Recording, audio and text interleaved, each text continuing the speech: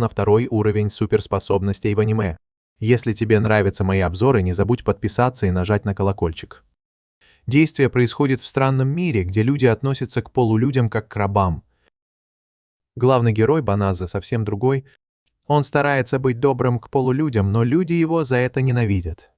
Даже полулюди советуют ему перестать быть таким добрым. Но Баназа не слушает их. Он хочет, чтобы все ладили друг с другом, но не все разделяют его мнение. Внезапно Баназа оказывается в другом мире, и ему говорят, что он может стать героем. Теперь он застрял в волшебном королевстве Клерот, в самом центре долгой битвы с армией тьмы. Королевство призывает героев из других миров, надеясь, что они будут сражаться с армией тьмы вместо них. Первым делом они должны проверить способности Баназы. Когда его призвали в этот мир, он начал с 1-го уровня. Но взамен они дают героям божественные благословения от богов. Эти благословения дают им силы, которые обычный человек не может получить, просто тренируясь. Это называется божественным откровением. Баназа может понимать их язык, но когда на экране появляются его характеристики, все приходят в ужас. Оказывается, Баназа не получил никакого божественного откровения. Его характеристики такие же, как у обычного человека, и это большое разочарование. Призыватели считают это неудачей. Баназа пытается объяснить им, что он обычный торговец, и спрашивает, могут ли они отправить его домой. Но всем плевать на его слова. Вместо этого они восхищаются другим кандидатом, у которого, похоже, есть какие-то сумасшедшие способности. Все характеристики этого парня достигли 999 уровня, и они называют его своим спасителем, умоляя сражаться за них. Баназа просто хочет вернуться домой, но его никто не слушает, он ломает голову, пытаясь придумать, как вернуться обратно. Но король слишком занят, объявляя, что блондинистый чувак станет их героем. Проходит какое-то время, и Баназу сажают в карету и увозят. Он оглядывается назад, и король говорит ему, что врата призыва закрыты, так что они не могут отправить его обратно домой. Королевство признает, что это их ошибка, так что они собираются загладить свою вину. Вместо того, чтобы просто избавиться от него, они позволят ему жить в лесу Делаза на севере. Он может провести там остаток своей никчемной жизни, но единственное условие — он должен держать свой чертов рот на замке по поводу ошибки, которую они совершили. По дороге туда Баназа сопровождает человека, который прямо говорит ему, чтобы он с ним не разговаривал. Но Баназа приятный собеседник, и ему удается разговорить парня. Оказывается, в этой стране, независимо от того, человек ты или получеловек, ко всем относятся одинаково. Баназа думает о том, что с самого начала все выглядело очень паршиво.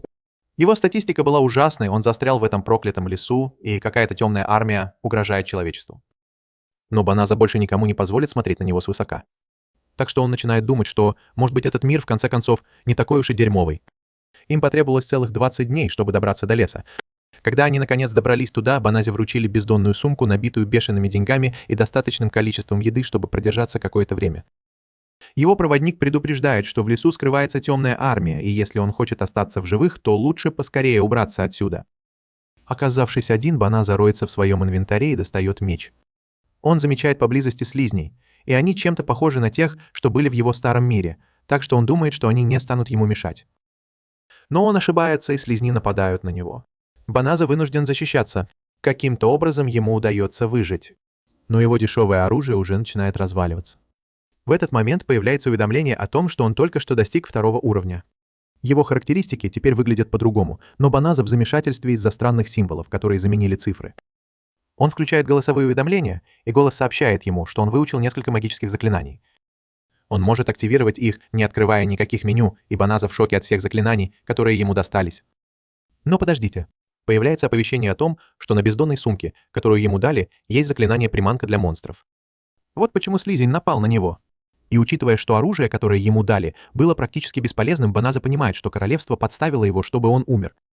Голос спрашивает, хочет ли он удалить заклинание, и он удаляет его, и идиот задается вопросом, какого черта они использовали магию, от которой так легко избавиться. Баназа начинает искать безопасное место, чтобы укрыться. Но тут появляется уведомление. В лесу огромное количество мализиума. Это просто модное слово для обозначения жидкости или газов, которые выделяют демоны. Эта хрень очень вредна для людей. Голос спрашивает, хочет ли он очистить лес. И наш парень Баназа думает, что это чертовски хорошая идея, особенно если ему придется там остаться. Система объясняет, что это займет треть его магии. Но Баназа считает, что он настолько слаб, что это не имеет значения. Но когда он активирует заклинание очищения, это оказывается чертовски эпичным проявлением магии. И тут уведомления начинают сходить с ума, потому что Баназа несколько раз повышает свой уровень. В замке принцесса говорит, что было глупо отправлять Баназу в лес, особенно учитывая, что это была наша вина. И в довершение всего, темная армия заняла позиции в лесу, но королю плевать, он просто называет Баназу бесполезным куском мусора, говоря, что он не годится на роль героя. Но подождите. Внезапно король получает срочное сообщение о том, что кто-то использовал самую мощную святую магию — очищение. Король так поражен, что думает, что это золотоволосый герой уже научился такой сильной святой магии. Но потом он узнает, что это был не он. Золотоволосый герой отправился на юг. Но магия очищения сработала в лесу на севере. Тем временем наш парень Баназа отдыхает и понимает, что повысил свой уровень до 367. Он даже не убивал монстров. Баназа понимает, что в этом мире можно повышать уровень, просто используя магию. Но вот что не дает Баназе покоя, странный символ все еще там, рядом с его характеристиками. Этого слишком много, чтобы понять, поэтому Баназа решает отключить уведомления о повышении уровня. Баназа проверяет свои магические запасы, и, черт возьми, они полностью восстановились за несколько секунд. Вместо того, чтобы думать, что он какой-то волшебник-гений, Баназа понимает, что его магическая сила должно быть просто отстой. Он беспокоится, что все еще может быть в опасности, потому что его магия недостаточно сильна, чтобы очистить лес. Поскольку Баназе запрещено жить в городе, система предлагает ему использовать магию превращения, чтобы слиться с толпой, и он пробует. Сначала он пытается изменить свой пол, но у него не получается, поэтому он выбирает что-то более подходящее. Затем система рекомендует магию телепортации. Баназа телепортируется прямо в город. В его старом мире телепортация была доступна только магам высокого уровня, но здесь, похоже, каждый может это делать. Умный Баназа думает, что сможет телепортироваться обратно в свой старый мир, но нет, это не работает. Поэтому он ищет гильдию, чтобы заработать немного денег. Стать торговцем может быть сложно, потому что он новичок, поэтому он надеется найти гильдию искателей приключений. Таким образом, он сможет убивать монстров или выполнять задания по перевозке грузов. К счастью для него, система указывает ему путь к гильдии. Когда он добирается туда, ему все объясняют. Искатели приключений получают ранг в зависимости от своих достижений. Чем выше ранг, тем лучше награды и сложнее задания. Это почти как гильдии в его старом мире. Поэтому Баназа решает записаться, но не может использовать свое настоящее имя. Поэтому он выбирает имя Лео. Лео хочет быстро заработать, но его ранг слишком низкий, чтобы получать много денег. В этот момент Лео узнает о девушке, которой нужен сопровождающий в лес. Проблема в том, что у нее нет с собой много денег. И что еще хуже, ходят слухи, что в том самом лесу обосновалась темная армия. Никто не хочет ее брать, но она отчаянно хочет помочь своей семье, которая живет неподалеку. Некоторые искатели приключений просто отмахиваются от нее, потому что им это неинтересно. Тогда Флео предлагает ей пойти с ним. Она объясняет, что у нее нет с собой много денег. Но Флео говорит, что это не проблема, потому что он уже бывал там раньше и может просто телепортировать их туда. У всех отвисает челюсть, когда они слышат, что он может использовать магию телепортации. Они думают, что он врет, и не верят, что он может использовать такое редкое заклинание. Лео ничего не понимает и удивляется, потому что считает, что это заклинание не для новичков, и оно не сильно истощает его ману. Затем входит королевский рыцарь по имени Балероза и требует, чтобы Лео оставил девушку в покое. Она заявляет, что Лео не выглядит достаточно опытным волшебником, чтобы использовать такое сложное заклинание, поэтому она ему не доверяет. Ее команда тоже настроена скептически, обвиняя его в каких-то темных планах. Лео понимает, что не может позволить себе вызвать подозрения, поэтому предлагает взять их всех с собой. Они находят укромное место, чтобы он мог телепортироваться, но Балероза предупреждает его, чтобы он не выкинул ничего странного. Флео телепортирует их в мгновение ока, и они все в шоке. Сама по себе телепортация — это нечто невероятное, но Флео перенес их на огромное расстояние. Они начинают думать, что он какой-то крутой волшебник из высшего эшелона, но Флео говорит, что он просто начинающий искатель приключений, который немного умеет колдовать. Они все извиняются за то, что раньше относились к нему как к мусору, и Флео рад, что они больше не подозревают его. Затем девушка замечает, что лес больше не покрыт толстым слоем мелизиума. Флео собирается рассказать ей, что он сделал, но система предупреждает его, что опасно рассказывать демону о том, что он использовал магию очищения. Флео в замешательстве от того, что демон говорит с ним. Балероса и ее команда направляют на девушку оружие. Гильдия подозревала ее, поэтому Балероса требует, чтобы она показала им свою истинную форму. Сначала девушка выглядит напуганной, но затем она шокирует всех, показав свою истинную сущность. Ее зовут Фенрис, и она младшая сестра Фангерл из Адской четверки. Она выпускает достаточно мелизиума, чтобы победить всех девушек, и Балероса в шоке, потому что она не ожидала, что девушка окажется демоном из Адской четверки. Фенрис впечатлена Флео, видя, что мелизиум на него не действует. Поэтому она решает оставить его напоследок. Флео удается спасти Балеросу, но он знает, что не сможет спастись сам, пока защищает остальных 4 девушек. Но затем Флио использует свою способность телепортироваться и уводит всех девушек. Он сам удивлен, что это сработало. Флио не знает, как он здесь оказался, но он не позволит себя уничтожить, пока не разберется, что происходит в этом новом мире. Он встает и готовится использовать все свои чертовы заклинания. Фенрис пытается остановить его, но парень не сдается. Он использует заклинание под названием «Метеоритный прыжок» и взмывает в чертово небо. Он сам удивлен, насколько это было легко. Затем он использует еще одну способность, чтобы защититься. Фенрис тоже не промах. Она телепортируется, чтобы увернуться от вихря Флио, но Флио не сдается. Он накладывает на нее гравитационное заклинание, чтобы она не могла двигаться. Фенрис просто в шоке от того, насколько силен этот парень. Флио пытается найти заклинание, которое сможет ее удержать. Система подсказывает ему использовать магию подчинения, которая по сути превращает цель в раба и позволяет Флио контролировать ее. Флио отказывается использовать такую магию. Но время на исходе, и Фенрис вот-вот вырвется. Она продолжает кидать в него заклинания, но система Флио их блокирует. Она вот-вот вырвется, и система продолжает подталкивать Флио использовать магию подчинения. Но Флио отказывается, потому что он только что попал в этот мир и не хочет приносить с собой из прошлого мира такую магию. Внезапно Фенрис признается, что у нее нет магии, чтобы освободиться, и прямо говорит Лео, что он должен ее убить. Лео отказывается, потому что он вообще не хочет драться. Фенрис в шоке, когда он отпускает ее. Она говорит ему, что она воин демонов и всегда сражается с людьми. Но Флио плевать, человек она или демон. Он просто не хочет убивать того, кто уже сдался. Фенрис поражена его добротой, и она снова превращается в человека, сбросив свою звериную форму. Флио предлагает ей уйти, но хочет, чтобы она пообещала больше не связываться с людьми. Он достает из своей бездонной сумки одежду для нее, но она так устала от использования магии, что засыпает. Той ночью Флио изучает все виды магии, которые у него есть. Он удивляется, почему людям так сложно поверить, что он может телепортироваться и почему его магия такая мощная. Фенрис просыпается и думает, как же она проиграла. Хоть она и устойчива к магии, она понимает, что Лео исцелил ее, пока она была без сознания, и отмечает, что большинство людей просто убили бы ее и содрали с нее кожу. Но Лео этого не сделал, и она обещает больше никогда не сражаться с людьми. Лео продемонстрировал такую невероятную силу, что она решила признать его своим господином. Она клянется посвятить ему свою жизнь и отплатить за его доброту. Но Лео говорит, что все в порядке. Но она не сдается. Она прямо предлагает стать его рабыней, без всяких условий. Лео не хочет быть рабовладельцем. Но она решает, что если не сможет служить ему, то ей незачем жить. Лео останавливает ее.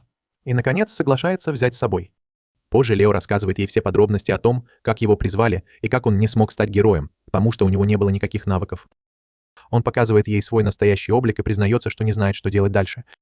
Он уверен, что она пожалеет, что пошла за ним, но она объясняет, что ее раса живет только для того, кого они признают своим господином. Кем бы он ни был и откуда бы ни был родом, она клянется всегда быть ему верна. Лео снова соглашается взять ее с собой, и она очень счастлива. В замке король очень разочарован, когда узнает, что Золотой Герой позволил своим войскам, которыми он командовал, погибнуть. Герой обвиняет солдат в том, что они запаниковали, и утверждает, что сделал все возможное, чтобы спасти их. Он уходит, но другой солдат рассказывает королю правду. Оказывается, этот герой все это время прохлаждался за спинами солдат, а потом свалил, пока остальные сражались, и еще смеет обвинять всех в поражении. Дела идут все хуже, и некоторые солдаты начинают ненавидеть героя. Когда он остается один, он злится, потому что ни одна из его способностей не улучшилась даже немного за целый месяц тренировок. Он может справиться с какими-то слабаками, но совершенно беспомощен против любого зверя, который умеет драться. В этот момент появляется его слуга Суя, чтобы поприветствовать его. Этот парень настоящий засранец, он говорит ей пойти с ним, чтобы он мог побаловать ее деньгами из замка. На следующий день Флио решает зайти в гильдию искателей приключений, чтобы подзаработать, но он не может привыкнуть к тому, что Фенрис называет его господином. Какой-то торговец принимает их за супружескую пару, и Лео думает, что будет проще путешествовать вместе, если они будут вести себя как пара, а не привлекать внимание. Фенрис с радостью соглашается стать его женой, потому что для Люпина это мечта – иметь сильного мужа. Лео пытается напомнить ей, что они просто притворяются, но уже слишком поздно, она уже называет его дорогой. В гильдии искателей приключений Фенрис получает свой собственный значок, и когда Фенрис видит Флио с такими же аксессуарами, это напоминает ей о свадебном ритуале, который проводят люпины. Они съедают кости добычи, которую они вместе убили. К счастью для нашего героя, его прерывают, прежде чем он успевает об этом подумать, потому что администратор гильдии спрашивает имя Фенрис. Фенрис уже собирается гордо назвать свое настоящее имя, но Флио перебивает ее и регистрирует как Риес. Флио прямо говорит Риес, что ей пора начать жить как человеку и впредь использовать вымышленные имена. И тут же в гильдии объявляют, что нужно остановить этих сумасшедших медведей, которые хотят попасть в город. Все искатели приключений напуганы до смерти, потому что именно эти медведи разгромили армию героев. Это чрезвычайная ситуация. Так что искатели приключений любого ранга могут взяться за эту работу. И вот что. Гильдии платят в 10 раз больше обычного за каждого медведя, чтобы мотивировать кого-нибудь взяться за это дело. Эта работа выглядит чертовски прибыльной, но Флио не уверен, что справится, но Риес настаивает, что он сможет. Флио напоминает ей, что даже настоящий герой не смог победить этих медведей. Но тут Риес придумывает план. Она сама разберется с медведями и докажет, насколько силен Лео, потому что он победил ее. Лео телепортирует их в лес, где отдыхают медведи, и там есть пустой дом, который, по словам гильдии, они могут использовать как базу. Риес уверена, что справится с битвой сама, но Флио не отпускает ее. К тому же у него есть несколько заклинаний, которые он хочет опробовать, так что Риес рада, что они будут вместе. И тут они слышат крики и видят ту же группу рыцарей, которых раньше окружили медведи. Риес вспоминает их и не обращает внимания на этих слабаков. Девушка-воин в плохом состоянии, но все еще пытается сражаться и в итоге попадает в беду, но, к счастью для рыцарей, медведи погибают от атаки. Остался только один сильный медведь, но Риес побеждает его. Это была идея Флио спасти рыцарей. Риес думает, что он слишком милый. Рыцари благодарят его и объясняют, что беспокоились о Флио. Флио боится, что они узнают, кто такой Риес на самом деле, поэтому он представляет его как своего друга. Риес хочет, чтобы его представили как ее мужа. Но их прерывает еще один сумасшедший медведь. Он бросается на Риеса, но она одним взглядом заставляет его отступить. Риес делает вид, что ничего не произошло, и медведь кивает, будто сдается. Они решают оставить его себе в качестве питомца. Но рыцари в шоке, потому что эти сумасшедшие медведи разгромили армию героя. Риес говорит, что это еще одна причина оставить его. Но Флио думает, как бы он не навредил другим. Он надевает на него ошейник, чтобы контролировать, и использует трансформацию, чтобы он выглядел как обычный медведь. Они пытаются придумать ему имя, но рыцари не могут поверить, что они так легко приручили такого свирепого зверя. Позже рыцари благодарят Лео за то, что он снова их спас, и представляются.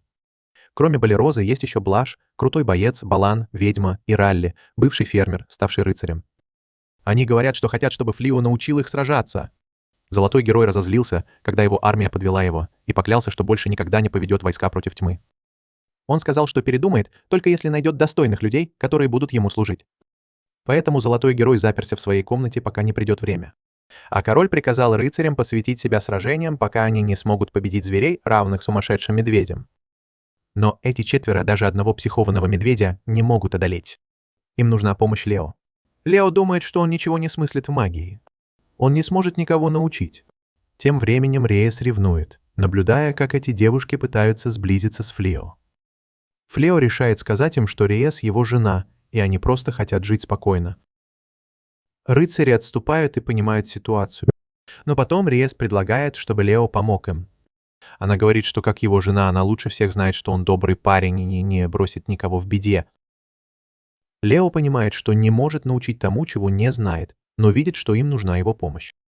Он признает, что, возможно, не лучший учитель, но соглашается их тренировать. Девушки в восторге, но у них есть еще одна просьба. Им нужно где-то жить, и они готовы платить за угол в гостиной. Риес считает, что это отличная идея, потому что комнат много, а они с Лео могут спать в одной кровати, ведь они женаты. Тем временем до темного доходит, что тот, кто уничтожил демонов и очистил лес, даже не из королевства Клерот. Это был всего лишь один человек. Темный в шоке, что у кого-то есть магия, способная мгновенно убивать демонов. Он принимает решение и приказывает своему подчиненному найти и схватить этого человека любой ценой. На следующее утро Флео просыпается и видит, что Риес смотрит на него, пока он спит. Когда он спрашивает, какого черта она делает, она отвечает, что теперь они женаты, и это нормально, что она подглядывает за ним, пока он спит. Мы возвращаемся в прошлую ночь, когда Риес была готова к сексу, а Флео нет. Он не готов к этому, поэтому отказывается провести с ней ночь. Риес это задевает, но Флео успокаивает ее, говоря, что это не потому, что она ему не нравится. Им нужно пройти через несколько этапов, прежде чем они начнут делать детей. Поэтому он собирается спать в коридоре, оставляя Риес одну в комнате. Но Риес возражает, что если Лео продолжит отказываться спать в одной комнате, то Болероза и остальные заподозрят что-то неладное в их браке, поэтому Лео придется смириться и остаться с ней. Но даже если они не будут заниматься сексом, Рейс все равно хочет сделать что-нибудь приятное для Лео, поэтому предлагает помочь ему одеться. Лео не особо нуждается в ее помощи, но он считает, что это безобидный жест, поэтому соглашается, когда она снимает с него рубашку. В этот момент заходит Болероза и чувствует, что она увидела что-то, чего не должна была видеть, и быстро уходит. Позже, в тот же день, они начинают тренировку, о которой договорились. Но когда Болероза сталкивается лицом к лицу с огромным кабаном, она убегает, когда он бросается на нее. Воин пытается нанести урон, но у нее получается только один удар, потому что это все, что она умеет делать. Прежде чем ее проткнут копьем, Рейс говорит Балана, чтобы он перестал бездельничать и использовал свою магию, чтобы помочь. Балана произносит защитное заклинание, которое блокирует атаку кабана. Затем Флео говорит Берелия, чтобы тот выстрелил в кабана, но стрела только щекочет эту чертову тварь. Эта команда просто сборище неудачников, когда дело доходит до сражений. Флео предстоит много работы, если он хочет обучить их хотя бы наполовину. Но они останутся здесь на какое-то время. Флео предлагает девушкам комнату в доме, потому что теперь он его гордый владелец. Благодаря квесту с психованным медведем, он не может позволить им спать на полу вечно. И они очень благодарны ему за доброту. В этот момент возвращается Риес и объявляет, что обед готов и они могут поесть. Но дело в том, что Риес никогда раньше не была на кухне. Так что готовка для нее — это что-то вроде иностранного языка. Флео не хочет отравиться, поэтому предлагает приготовить мясо. Но он не подпускает к нему Риес, потому что она точно превратит его в пепел. Болероса предлагает помочь Лео на кухне. Через некоторое время еда наконец готова. Все думают, что выглядит она потрясающе, и хвалят Лео за его кулинарные способности. Но Лео знает, что не может взять всю славу на себя, потому что Болероса тоже неплохо готовит. Риес начинает ревновать, потому что она должна быть здесь хозяйкой. Болероса смущается от всех этих похвал и признается, что на самом деле она лучше готовит, чем машет мечом, что все уже знали. У ее благородной семьи настали трудные времена, и они не могли позволить себе нанять повара. Болерозе пришлось научиться готовить самой. Все едят и нахваливают, и, черт возьми, еда получается такой же вкусной, как и выглядит. Но Рэй все еще сомневается, потому что она категорически против вегетарианства. Но после того, как Флео приготовил этот салат, она решает попробовать, и он оказывается неплохим. Позже в тот же день Флео отвозит всю добычу, которую они получили на охоте, в гильдию, чтобы ее оценили. И черт возьми, он начинает привлекать внимание, потому что охота на этих огромных зверей кажется ему прогулкой в парке. Пока они ждут оценки гильдии, Риес спрашивает Лео, можно ли ей ненадолго отлучиться в город. Он не против, потому что она говорит, что у нее есть дела. К тому же к нему подходит сотрудница гильдии по имени Лилит, которая хочет поговорить, и они договариваются встретиться позже в доме. Как только Лео уходит, Риес решает начать свою собственную тренировку, чтобы стать мастером кулинарии. Тем временем Лео болтает с Лилит, которая рассказывает, что наш парень стал чертовски знаменит в городе благодаря своим невероятным достижениям. Слухи о его силе дошли даже до дворца, и ему предлагают работу под началом героя. Они хотят сделать его почетным рыцарем и помочь победить повелителя демонов раз и навсегда. Но мысль о том, что придется снова иметь дело с дворцом, вызывает у Флео отвращение. Для жителей этого мира победа над повелителем демонов – высшая честь. Но Флео не из этого мира. Так почему его это должно волновать? Он прямо говорит Лилит, что он не собирается участвовать в геройских делах и не планирует сражаться с повелителем демонов. Поговорив, он просто уходит. Когда он выходит на улицу, то видит, что Рэй ждет его, но выглядит она так, будто попала в адский огонь. Флео очень беспокоится о ней. Оказывается, пока Рэй не было, она ходила на кулинарные курсы, чтобы завоевать сердце Флео. Но она не ожидала, что это так сложно, и у нее ничего не получилось. Но она не сдается и будет пытаться, пока не приготовит что-нибудь съедобное. Тем временем в замке Блонди пытается нанять крутых авантюристов, о которых он слышал в гильдии. Он хочет, чтобы они делали всю работу за него. В результате Лео и Рэй постоянно получают приглашение присоединиться к команде героев, но они каждый раз отказываются. Это так бесит Рэй, что она подумывает о том, чтобы начать грубить, чтобы они поняли. Но Флео знает, что посыльные просто выполняют свою работу, и они не должны страдать из-за этого. Кроме того, им нужно вернуться к тренировкам с Болерозой и остальными. Когда он выходит на задний двор, то видит, что Блоссом ухаживает за садом. Эта чертова штука процветает под ее присмотром, потому что она хочет отблагодарить Лео за помощь. Это мило, но она уже слишком долго использует это как предлог, чтобы не тренироваться в стрельбе из лука. В лесу Рэй пытается заставить Берели выпустить стрелы в живую мишень, как настоящий лучник. Но Берели слишком труслива, чтобы стрелять из лука по настоящим цыплятам, потому что считает их слишком милыми. Поэтому Рейес пытается убедить ее, что они могут съесть жареных цыплят, если она попадет в цель. Но Берели все равно не соглашается, и ее тренировка заходит в тупик. Тем временем Белана вот-вот потеряет сознание от использования всей своей магии. Тогда Флео приходит в голову гениальная идея сделать ей кольцо, которое увеличит ее магическую силу. Тогда она не будет терять сознание каждый раз, когда использует магию. Белана благодарна за это. Но она позволяет своим навязчивым мыслям и чувствам Клео взять верх на секунду. Она пытается надеть кольцо на безымянный палец, но Риес быстро останавливает ее, потому что не потерпит никакой конкуренции с Лео. В этот момент Балероза начинает паниковать и зовет Лео, потому что проигрывает какой-то чертовой гусенице, но Риес и это пресекает, потому что не позволит Балерозе отбирать внимание у Флео. После тренировки все идут в дом, и хотя еду приготовила Риес, она выглядит съедобной. Флео спрашивает, когда она научилась так хорошо готовить. Риес признается, что прошла кучу кулинарных курсов и случайно подожгла несколько зданий, но это того стоило, чтобы готовить для Флео. Тем временем, в лесу за домом за ними наблюдает демоница. Она уверена, что Риес тот самый страшный и могущественный демон, которого она знала. Но, черт возьми, она так восхищается человеком. Что-то здесь не сходится. К счастью для нее, она вот-вот получит ответы на свои вопросы, потому что Риес выясняет, что Улима шпионила за ней. Они приводят Улиму в дом, и Флео наливает ей чашку чая. Но Риес не собирается развлекать незваную гостью, она прямо спрашивает Улиму, какого черта та здесь делает, потому что она точно не пришла сюда, чтобы помогать темному. Улима объясняет, что ее послали проверить эту местность, но потом она увидела здесь Риес, поэтому решила выяснить, что та задумала. Риес, в свою очередь, объясняет, что теперь она живет здесь со своим мужем. Улима в шоке от того, что Рэй уже вышла замуж, но она не собирается вмешиваться в ее жизнь. Олеус делает еще глоток чая и не может понять, как сильно изменилась Рэй с тех пор, как она ушла. И вот еще кое-что, что ее удивляет. Флео сидит спокойно и собрано, хотя он общается с демоном, который помогает темному.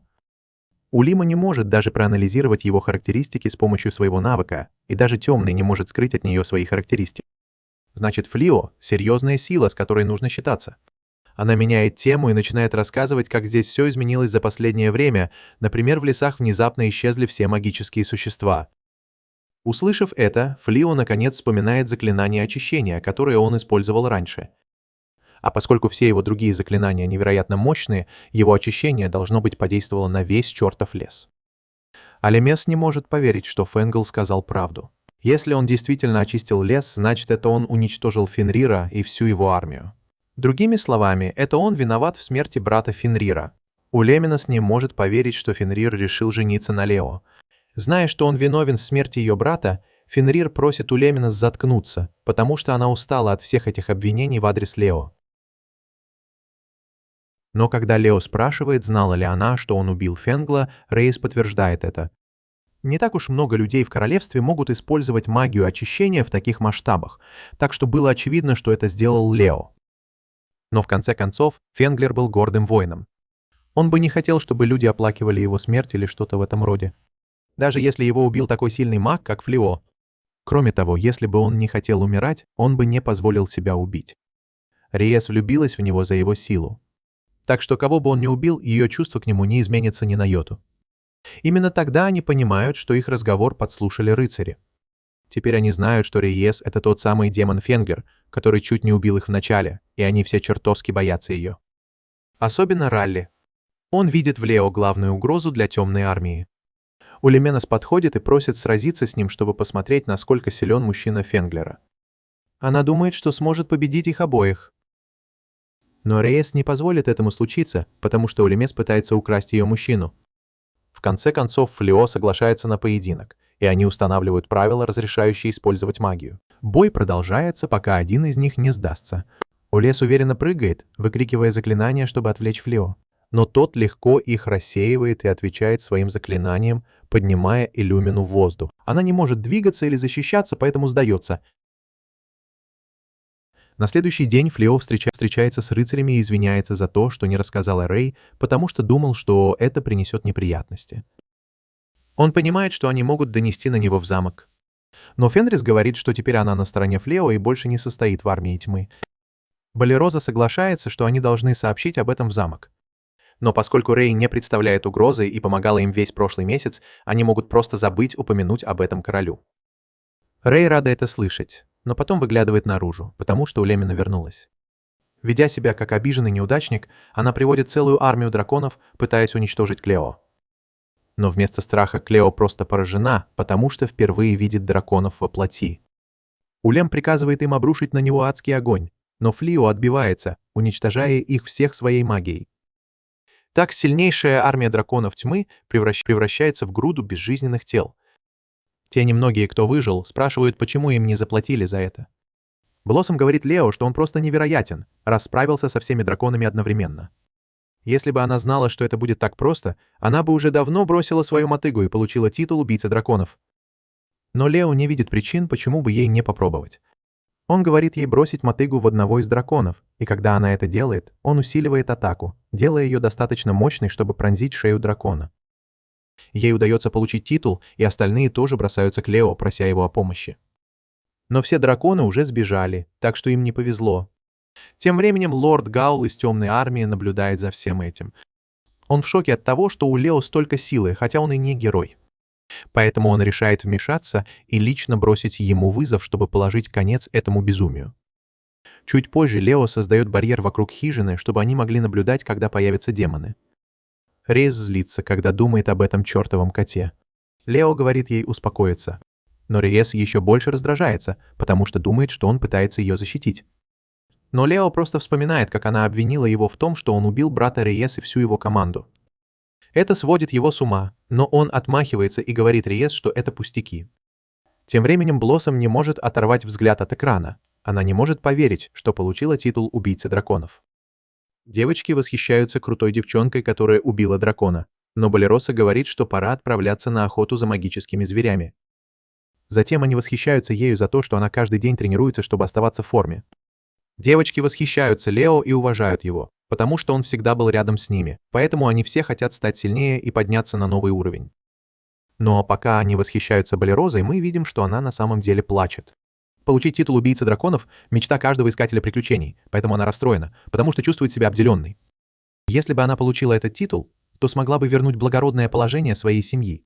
Тогда они, возможно, снова жили бы в столице, как раньше, когда ее отец был ночным стражем. Внезапно появляется какой-то парень, который ищет своего друга. Балероза сомневается, потому что он выглядит неподготовленным для похода в лес, полный магических существ. Парень объясняет, что ищет жену Флео, но это подтверждает, что он из Темной армии. Она спрашивает, зачем ему нужна жена Флио, которая порвала с Темной армией. В зависимости от его ответа им, возможно, придется сразиться с ним. Парень признается, что он из Темной армии, но говорит, что просто пришел проведать Фенриса. Он собирается уйти, но просит передать Фенрису сообщение. Если она захочет поговорить о прошлом, он готов. Прежде чем уйти, он представляется как Газел. Появляются Флио и Риос, и Балероза рассказывает им все. Рейс знает, кто этот парень, и не может поверить, что он выбрал такое явно фальшивое имя. Флио объясняет, что они пришли, потому что его барьер поймал демона. Близ потрясена, когда узнает, что на экране ее собеседника было написано, что он — Темный лорд. Рейс подтверждает это, добавляя, что его настоящее имя — Гаул. После этих слов Балероса начинает дрожать от страха. Она действительно подняла меч на Темного лорда, так что, черт возьми, теперь демоны придут за ней. На следующий день Газель приглашает ее к себе домой, и парень просто в шоке от того, какая спокойная Флео. Балероса не привыкла к присутствию Газель, поэтому она напугана до чертиков. Затем Газель рассказывает, что его визит как-то связан с Иллюминой. Балис тоже там, но она понятия не имеет, зачем. Она чертовски напугана и не может понять, почему ей приходится сидеть рядом с Темным лордом. Рейс приходит к выводу, что Темный лорд пришел отомстить, но, к его удивлению, он говорит, что на самом деле пришел попросить Лео присоединиться к армии тьмы. Лео спокойно отказывается, и Газель этого не ожидал. Газель предполагает, что Лео живет в лесу, потому что хочет противостоять людям. Но это не так, Флео просто не видит смысла ехать с людьми только потому, что он один из них. Вдобавок ко всему, Флео прямо говорит темному лорду, что он даже не из этого мира. Он даже не знает, почему люди и демоны враждуют. Риес никогда не утруждал себя объяснениями, потому что Флео просто не хочет сражаться. Газель признает, что вряд ли кто-то знает истинную причину войны. Это дерьмо продолжается уже 500 лет, с тех пор, как появился первый темный лорд. Первый темный лорд пришел из другого мира, чтобы захватить этот. Демоны, которых тогда угнетали люди, приняли его. Закончить войну, которая длится так долго, будет непросто. Но идеалы, передававшиеся из поколения в поколение, изменились. Нынешний темный лорд Газел не заинтересован в том, чтобы править миром. Но Газел обладает огромной силой. Он заявляет, что все еще является королем демонов и не может позволить, чтобы кто-то, представляющий такую угрозу для демонов, попал в руки людей. Газел предупреждает Флео, что ему лучше прислушаться к его совету и присоединиться к армии тьмы. Но Флео сохраняет спокойствие и объясняет, что Газел сильно переоценивает свои возможности. К тому же он не собирается выбирать сторону в этой войне. Газел ослабляет свою силу и с удивлением замечает, что Флео настроен решительно. Он впечатлен и говорит, что Флео, вероятно, был таким же решительным, когда отказался от предложения короля. Газел собирается уйти, но дает понять, что не сдался. Газел не может понять, как это чертовски странно — встретить человека, который даже не дрогнул при виде его крутости. И он говорит не только о Лео, но и о Балерозе. Другие девушки подходят к Балерозе, чтобы узнать, все ли с ней в порядке, но она просто застыла от шока. Когда она просыпается на следующее утро, Балероза в ужасе видит, что Газел вернулся в кроватку и ест завтрак Риеса. Риес прямо говорит ему, чтобы он уходил, когда закончит есть. Газел настаивает, чтобы Балероза присоединилась к нему, но она уходит, чтобы одеться. Позже Балероза пытается ускользнуть, но Газел ее выслеживает. Парень хочет поговорить, но она убегает на тренировку. День за днем Газель приходит в замок, а Балероза придумывает отговорки, чтобы улизнуть. Но Газель не понимает намеков, он просто восхищается тем, как усердно она работает. Король беспокоится, что какой-то таинственный демон постоянно навещает Лео. Король злится, потому что Лео игнорирует его приказы, и теперь, похоже, он присоединился к армии тьмы. Король собирается послать солдат, чтобы схватить Лео, но принцесса просит его подождать. Она считает, что если они ошибаются насчет Лео, то своими действиями могут подтолкнуть его прямо в руки армии тьмы. Она считает, что им нужно выслушать, что скажет Лео, и найти компромисс. Король не слушает ее, и Золотой Герой поддерживает его. Он говорит, что они должны послать солдат, чтобы заставить Лео подчиниться их приказам. В замке демона Улиминус предупреждает Гозеля, что приходить в замок Флео одному может быть опасно. Но Газель говорит ей, что он доверяет Флео больше, чем королю-человеку. Если есть шанс привлечь на свою сторону такого могущественного человека, как Флео, то он клянется, что сделает все возможное, чтобы убедить его. Олс упоминает, что солдаты ждут приказа, но Газель еще не решил, когда они начнут действовать. Когда он уходит, Улимен беспокоится, что демоны болтают о том, что Темный постоянно навещает Флео. Она спрашивает, правда ли, что Газель ходит туда только ради Флео. В замке Флео объясняет, что он думал о продаже снаряжения, сделанного из драконьей чешуи. У него уже есть прототип, но потребуется еще много работы, прежде чем он будет готов к продаже. Флео твердо намерен сделать свой бизнес успешным, чтобы они могли обеспечивать себя сами. Риес сомневается, что Флео поступает правильно, отказываясь от предложения короля. Она думает, что он мог бы зарабатывать кучу денег и использовать свои способности по максимуму, и даже задается вопросом, не собирается ли он сразиться с демонами из-за нее. Но Флео все проясняет. Он не такой хороший, как она думает. Настоящая причина, по которой он не хочет сражаться, в том, что когда он обнаружил свою невероятную силу, он понял, что ему не нужно сражаться, если в этом нет крайней необходимости. Риес говорит, что это и есть проявление доброты, и это одна из тех вещей, которые она в нем ценит. В этот момент Флео получает сообщение, что кто-то пришел. Это золотоволосый герой, и Флео должен сказать Риес, чтобы она не надрала ему задницу. Этот парень предлагает два варианта: либо стать его подчиненным, либо заклеймить его как предателя темной армии, то есть герой убьет его прямо сейчас. Герой, довольный своей маленькой речью, заявляет, что это один из 3 самых важных моментов в его жизни. Он думает, что Флео так потрясен его словами, что даже не может говорить. Он его не винит, потому что герой уверен, что станет легендой в этом мире. Все, что им нужно сделать, это победить темного лорда, а Флео будет его подчиненным. Флео извиняется за то, что герой привел с собой целую команду, Но он прямо говорит, что не будет выбирать сторону в этой войне, что бы ни случилось. Герой называет его предателем, но девушки говорят, что это тираническое поведение. Герой угрожает им, говоря, что придет за ними, если они помогут Лео. Он предлагает им свободу только в том случае, если они помогут ему убедить Лео. Лео становится серьезным, понимая, что у него нет выбора. Он не хочет ни с кем воевать, но и не собирается сдаваться прямо здесь. Они должны уйти куда-нибудь еще, чтобы разобраться с этим. Герой в шоке, но Рэй совершенно спокойно соглашается уйти. Другие девушки тоже хотят пойти с ними, потому что, живя вместе, они поняли, что сражаться с демонами не лучшая идея. Они все согласны, но герой говорит, что им не сбежать от солдат, которые их окружают. Герой пытается надавить на Лео, но, черт возьми, он застает его врасплох, когда Лео использует заклинание телепортации. Когда заклинание заканчивается, у всех отвисает челюсть, потому что они просто исчезли. Не только они, Лео каким-то образом телепортировал весь чертов дом и поля вместе с ними. Это какой-то невероятный уровень, потому что кто бы мог подумать, что у Флео есть навыки телепортации в таком безумном масштабе. И тут они замечают демона, который приходил к Флео, и герой приказывает схватить его. Газел видит, что все пропало, и приходит в ярость, обвиняя во всем людей. Ярость парня зашкаливает, он говорит, что нужно преподать людям урок. В ярости Газел приказывает всем своим демоническим силам собраться и начать полномасштабное нападение на королевство Клерот. Именно этого и ждала Уломес, и она приказывает демонам готовиться. Солдаты видят приближающуюся тьму, и золотой герой убегает, пытаясь спасти свою жалкую задницу. Тем временем все девушки в шоке от телепортации Флео, потому что все вернулось на свои места. Но Флео объясняет, что они теперь находятся недалеко от города к западу от столицы. Они чертовски далеко от столицы, так что девушки чувствуют облегчение, потому что ни герой, ни тот темный парень их не найдут. Больше всех рада Болероза, потому что тот темный парень был в нее влюблен. Флео извиняется перед Рей за то, что втянул ее во все это, но она просто счастлива, что может писать рядом с Лео.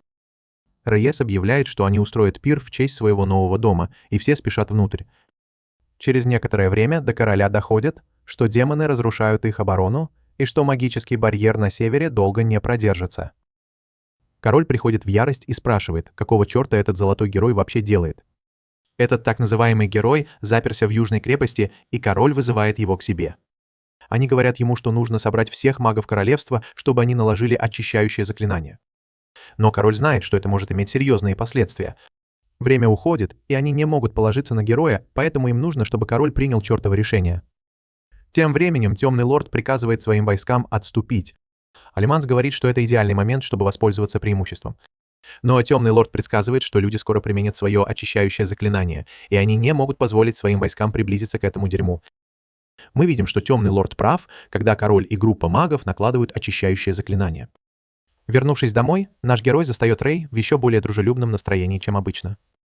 Флео отправился искать магазины, где можно продать свое снаряжение, и узнавал цены на доспехи. Берели подумывает разводить лошадей, чтобы сдавать их в аренду для перевозки грузов. Она считает, что это может стать стабильным источником дохода и хочет внести свой вклад в домашние расходы. Белороза тоже думает о том, чтобы продавать овощи с огорода. Болероза и Балана чувствуют себя паршиво, потому что у них нет таланта и, следовательно, нет дохода. Но Рейс говорит им, чтобы они не переживали, ведь забота о стае — это обязанность жены вожака. Но Белороза не уверена, что хочет быть частью стаи. Флео успокаивает их, говоря, что им нужно просто больше тренироваться. Возвращаясь в замок, мы узнаем, что армия тьмы отступила из-за этого очищения. Магия будет действовать 3 месяца, и армия тьмы не сможет ступить на очищенную землю до тех пор. Проблема в том, что несколько их магов потеряли сознание, потому что израсходовали всю свою магическую энергию. Король один из них, поэтому принцесса берет на себя его обязанности, пока он не поправится. Затем она шокирует всех своим первым приказом — лишить золотого героя статуса героя королевства. Вся их страна сражается за свою жизнь, а этот парень ничего не делает. Так что будет справедливо, если он лишится своего статуса. У них недостаточно магов, чтобы призвать другого героя. Поэтому принцесса решает обратиться к Оракулу за советом. Оказывается, герой не очень-то рад этой новости. Он заявляет, что он избранный, и говорит, что они будут умолять его вернуться, когда нападет тьма, но они просто игнорируют его. Той ночью Флео говорит, что Риес всегда была рядом, и она готова на все ради него. Лео благодарит ее за то, что она всегда была рядом, хотя ей, наверное, тяжело находиться среди людей, но она засыпает, прежде чем он успевает договорить. Лео начинает думать о том, как он оказался в этом мире совсем один. Но благодаря Рейес у него есть дом, и он может справиться. На следующий день девушки уговаривают Лео и Рейес пойти на свидание. Лео смущается. Но они напоминают ему, что они женаты. На свидании они веселятся и занимаются разными делами. После ужина Рейес хочет провести время с пользой, поэтому они идут на городской рынок. Флео предлагает купить ей все, что она захочет, потому что она им очень помогла. Рейес признается, что ей никогда раньше не дарили подарков, поэтому она с восторгом ищет что-нибудь. Флео выбирает брошь и говорит, что она выглядит прекрасно. Но парень смущается и быстро говорит, что он имел в виду брошь.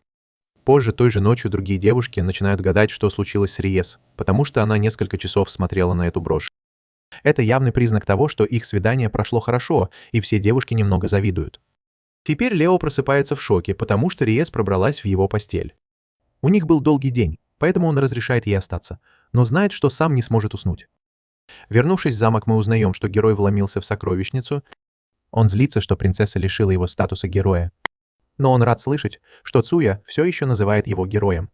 Она верит, что однажды он вернется к своей роли, поэтому продолжает служить ему. Чувак не хочет жить как обычный простолюдин в этом мире. Поэтому он ищет что-то, что поможет ему надрать задницу темному. Он избранный герой, и когда он победит темного, он сможет жить как чертов чемпион. Он начинает думать о том, что Флео может использовать магию, которой он не владеет, и жалеет, что у него нет больше сил. Внезапно голос говорит, что если герой хочет силы, он должен освободить ее. Голос ведет его в какую-то секретную комнату и говорит, что она может исполнить любое его желание. Герой достает меч, но Чуя не слышит голос, и это его раздражает. Голос начинает провоцировать его, спрашивая, не боится ли он. Но он, черт возьми, нет, его оскорбляет этот вопрос. Он достает меч, высвобождая безумную силу. Затем появляется дух по имени Хая и говорит, что это он освободил ее. Она обещает исполнить 3 его желания, и на его лице появляется хитрая улыбка. Он готов загадать первое желание. Тем временем в замке принцесса встречается с Оракулом. Она объясняет, насколько все плохо, потому что нужно найти решение, пока не закончилось действие очищающего заклинания. Но внезапно у всех на шеях появляются странные ошейники, и разговор прерывается. Принцесса точно знает, что это значит, и отправляет солдат в сокровищницу, чтобы поймать нарушителя. Оракул сообщает, что эти ошейники называются ошейниками жертвоприношения. Какой-то дух исполняет желания, но забирает в качестве платы головы людей. Все в шоке, потому что кто, черт возьми, на такое согласится? Принцесса рассказывает, что давным-давно король Клирода попросил духа победить темного. Но в обмен на исполнение желания, говорят, была принесена в жертву половина всех живых существ на континенте. Чтобы запечатать духа, маги королевства объединили свои силы, но это стоило еще больше жертв. Но теперь кто-то сломал печать и попросил духа об исполнении желания. Все боятся потерять голову, поэтому принцесса говорит, что у них есть время, пока дух не исполнит желание. Она спрашивает у Оракула, как быть, и старуха отвечает. Она говорит, что нужно найти настоящего героя, и этот герой уже призван. Все понимают, что это должно быть тот самый герой, которого король пытался завербовать в союзники. Оракул рассказывает, где можно найти героя, но принцесса не хочет разделять силы, защищающие страну, чтобы отправиться на его поиски, и говорит, что сама пойдет. А мы возвращаемся к Флео, который пытается продать свой щит из драконьей чешуи. Владелец магазина в восторге говорит, что слышал, будто в городе появился целый склад драконьего мяса. Флео не рассказывает о драконах, но упоминает, что материалы для его изделий поступают из того же источника. Владелец магазина в восторге от этой информации и предлагает Лео любую цену за щит. Взамен он хочет, чтобы Лео приводил ему любые другие товары, которые он сможет достать из того же источника. Лео соглашается на сделку, но теперь ему нужен надежный поставщик, чтобы продавать товары, сделанные из материалов магических существ. Владелец магазина рад помочь и рассказывает ему о других поставщиках. Балирос поражен Лео, потому что тот демонстрирует невероятные навыки. Он не только сделал драконий щит, но и нашел поставщика и стабильный канал сбыта для таких товаров. Рейес, наверное, объясняет, что Флео раньше был торговцем. Поэтому Балиросу завидно, что Рейес выбрала его в мужья. Но Рейес не разделяет его чувств. Балирос объясняет, что просто хотела бы, чтобы у нее был такой мужчина, как он.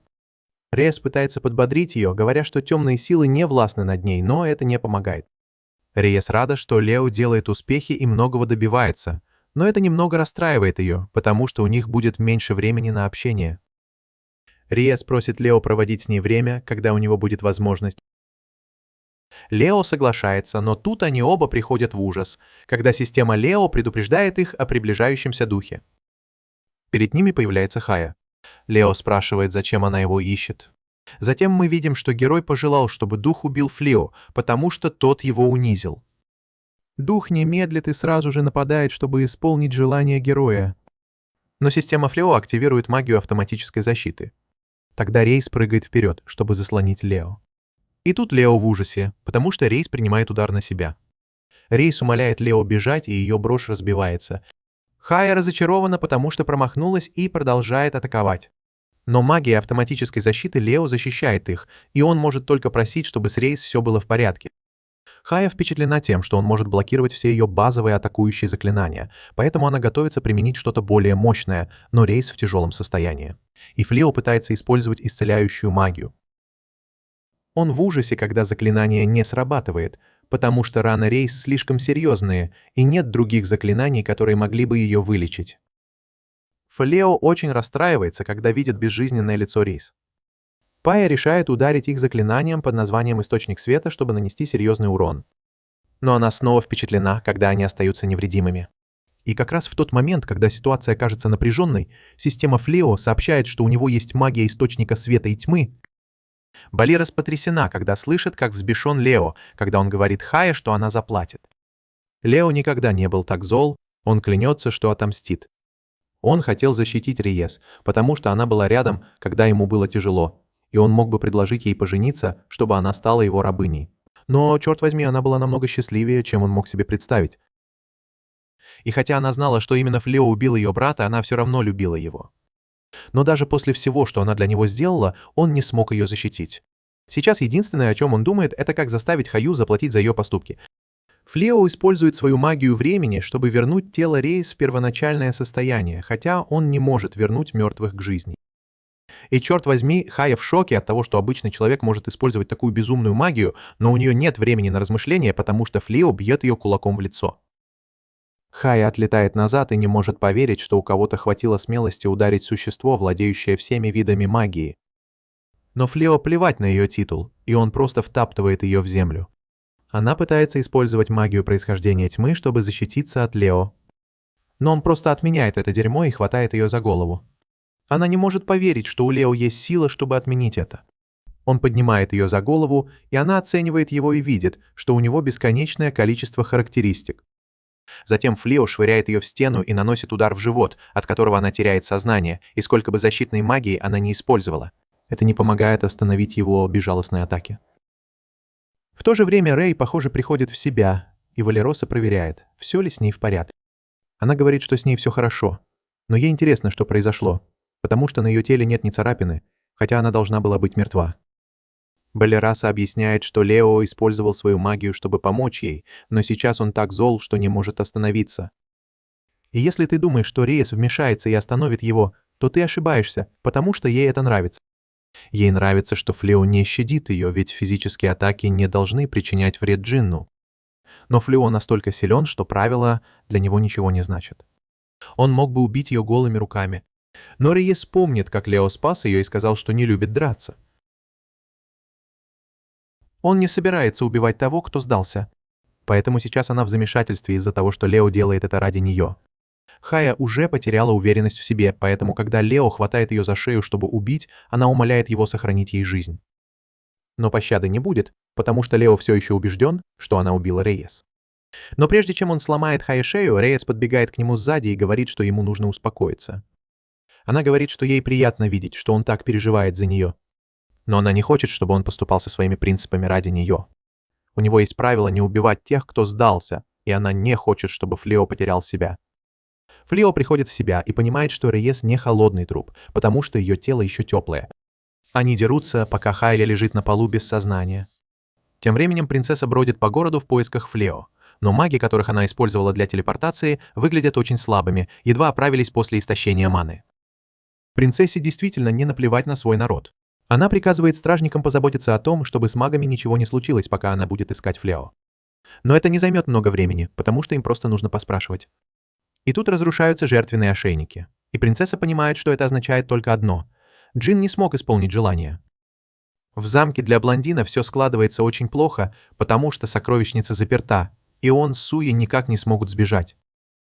У него заканчиваются глупые идеи, а Суя напугана до смерти, потому что если их поймают, их точно казнят за то, что они сделали. Блондин не может поверить, что Хая его обманула, думая, что она исполнит его дурацкое желание. Но тут из жуткой потайной комнаты раздается другой голос. Даже Хая не смогла исполнить желание. Голос овладевает телом Суи, потому что она уже 100 лет не имеет физической формы. Первое, что она делает, меняет одежду Цуи на ту, что ей больше нравится.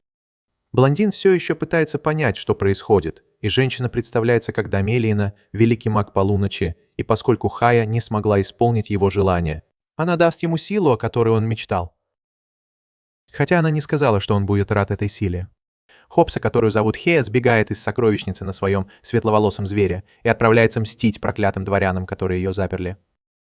Но приземлившись, она замечает круг телепортации, который использовала принцесса, чтобы найти Флео, и понимает, что это был их план побега, потому что они знали, что она придет. Поэтому она отправляется уничтожать всех проклятых дворян в стране, даже их детей и внуков. Тем временем Лео вылечил Хаю, и когда она очнулась, она сразу же попросила прощения, потому что больше не хотела драться с Лео. Она поняла, что Лео спас ее жалкую задницу. Но это только потому, что Рэй смогла выжить. Теперь им нужно придумать, что с ней делать, потому что если отдать ее стражникам, ничего не выйдет, ведь она сильнее их. Лео думает, что они могли бы просто запереть ее в сокровищнице замка, как раньше. Но Хай не понимает, откуда Лео знает, откуда она родом.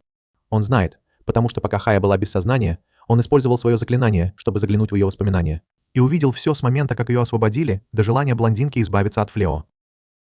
Он знает, что она джин, исполняющая желание, но за это приходится платить высокую цену, поэтому если они просто отправят ее обратно в замок, однажды все может повториться. Поэтому Риес предлагает сделать Хаю служанкой Лео. Лео пытается отказаться от этой идеи, но Риес его останавливает и говорит, что она прекрасно знает, что ему не нужна служанка. Но они не могут доверять замку, что он сможет контролировать Хаю, поэтому они должны держать ее рядом. К тому же Риес нравится, какая она сильная. Флио уступает и соглашается, чтобы Хая присоединилась к ним. Но он спрашивает Риеса, не против ли тот, потому что Хая только что победила ее. Риес, конечно, злится, но в конце концов это была ее собственная слабость, из-за которой Хая и победила. Так что он не может долго на нее злиться. Риес не злится на Хаю, поэтому Флео тоже не должен злиться вечно. Он протягивает ей руку и говорит, что прощает ее, если она пообещает больше никогда не отнимать жизнь. Хая в шоке, потому что люди держатся за ненависть и обиду, как за свою жизненную силу, из-за своих желаний, которые заставляют их жертвовать другими. Она берет его за руку и клянется служить ему всем своим существом, отдавая ему всю свою силу. Флео извиняется за то, что был слишком строг с ней во время их боя. Но Хая говорит, что ему не за что извиняться, потому что, если честно, ей это даже понравилось. Флео думает, что Рэй согласится на его предложение, но Хая отрицает это. Флео понимает, что он устроил в городе настоящий хаос. Но поскольку магия, которая вернула Рейеса к жизни, работает с манипуляцией временем, он думает, что она может вернуть город в его первоначальное состояние. Однако, прежде чем он активирует ее, Хая просит его больше не использовать эту магию. Она объясняет, что манипуляция временем предназначена только для людей в определенном диапазоне. Если использовать ее неправильно, то между теми, кто находится в этом диапазоне, и теми, кто вне его, могут возникнуть разногласия, что приведет к множеству неожиданных последствий. Пока Хая использует это заклинание, она может сузить круг поиска до одного человека, но оно не предназначено для людей. Поэтому Фую задается вопросом, почему у него есть доступ к такому заклинанию. Хая считает, что это потому, что он высшее существо, а у высших существ безграничные возможности. И благодаря этим безграничным возможностям он может использовать заклинание под названием «Прозрение». Оно позволяет ему изучить любую магию и все ее разновидности, если однажды она будет использована против него. Поэтому, когда Хая напала на него, он изучил всю магию, которой может пользоваться джин. Но, как она уже говорила, играться с магией, связанной со временем, очень опасно, поэтому она просит его больше так не делать. Вместо этого он решает использовать заклинание починки, чтобы восстановить все разрушения в городе. Позже Фую возвращается домой и знакомит Хаю с остальными девушками. Они все в шоке от того, что в их доме живет кто-то настолько могущественный. Поскольку у Хаи нет постоянного места жительства, Лео решил, что она может остаться с ними. Но это не очень-то их успокаивает. Балероса говорит, что комната для Хаи готова, и добавляет, что она, скорее всего, не будет никого убивать, пока рядом Фую. В ту ночь Фую много размышляет, потому что сегодня он нарушил свой кодекс пацифизма и понял, что он какое-то высшее существо. Но как только он погружается в свои мысли, его находит Балероса и спрашивает, все ли в порядке, потому что он сидит один. Он сказал, что с ним все в порядке, и извинился перед Балерозой за все, что произошло в тот день, потому что она, должно быть, испугалась. Но она сказала, что ему не за что извиняться. Флио признает, что у него есть какая-то безумная сила, но он не знает, как правильно ее использовать. Балероза тоже не может ему помочь, потому что не знает, что делать. В последнее время она начала понимать, что некоторые люди, которых она считала врагами, на самом деле классные, а некоторые, кто, как она думала, были на ее стороне, оказались полными придурками. Так что она в замешательстве, почему она тренируется, чтобы стать сильнее, потому что не знает, с кем ей предстоит сражаться. Она благодарна Лео и Рэй за то, что они открыли ей глаза на то, что жизнь не черно-белая, и общение с ними немного поднимает Лео настроение. Флео идет в свою комнату и видит, что Рэй глубоко задумалась. Он спрашивает, что случилось. Сначала она ничего не говорит, но потом хватает Лео за руку и швыряет его на кровать. И спрашивает, собирается ли он вернуться в свой мир. Лео в замешательстве от внезапного вопроса. Но судя по тому, что сказала Хая, у него есть все заклинания, которые должны быть у Джина. Это значит, что у него есть сила вернуться, если он захочет. Но если он собирается уйти, Рэй хочет уйти вместе с ним. Ей все равно, куда они попадут, лишь бы быть рядом с ним. Поняв, как сильно она хочет быть с ним, Флео прямо говорит, что не собирается возвращаться в свой мир. Там все еще существует сильная дискриминация по отношению к полулюдям, и Рэй было бы тяжело там жить. Но он ее не бросит. Он спрашивает, хочет ли она стать его настоящей женой, потому что раньше, когда он думал, что Рейс ушла навсегда, он говорил, что это был просто фиктивный брак. Но теперь он знает, что не может без нее жить. Рейос уже считает его своим настоящим мужем, но она чертовски счастлива слышать, что он хочет быть с ней. И они впервые целуются. Все могло бы зайти дальше, но Лео понимает, что Хая стоит рядом и смотрит на них. Они оба краснеют, и Ререс спрашивает, давно ли Хая там стоит. Но Хая подглядывала с того момента, как Лео сел на кровать, так что она видела все, что произошло.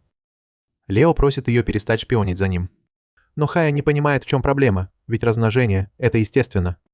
Но это не меняет того факта, что он не хочет, чтобы за ним наблюдали, пока он занят. Хотя проблема с Джинном решена, принцесса все еще ищет Флио в городе. Но единственное, что она знает о нем, это то, что он должен быть очень могущественным, поэтому местные жители понятия не имеют, кого она ищет. Она выходит из магазина расстроенная, потому что не узнала ничего нового о том, где, черт возьми, находится Лео. Тем временем, Лео наслаждается вкусной едой в компании друзей, и на этот раз Хая тоже помогает. Хая говорит, что могла бы использовать магию, чтобы все сделать быстро. Но Рейс хотел сделать это по старинке, чтобы это было особенным. Она гордится своей готовкой, потому что она жена Флео. Но раз Хая хочет помочь, пусть теперь занимается уборкой и стиркой. Хая очень рада, что может быть полезной. Но это ставит всех остальных в затруднительное положение, потому что если Хая будет делать всю работу по дому, они снова превратятся в бездельников. Но не забывайте, что Блоссом все еще занимается земледелием. Так что, по крайней мере, она все еще делает свою работу и не позволит Хая отнять ее у нее. Она будет работать еще усерднее, чем раньше, с небольшой помощью Суи. Берели пытается быть полезной, ухаживая за лошадьми. Но это оказалось сложнее, чем она думала. Тем временем Балана переживает переломный момент в своей жизни.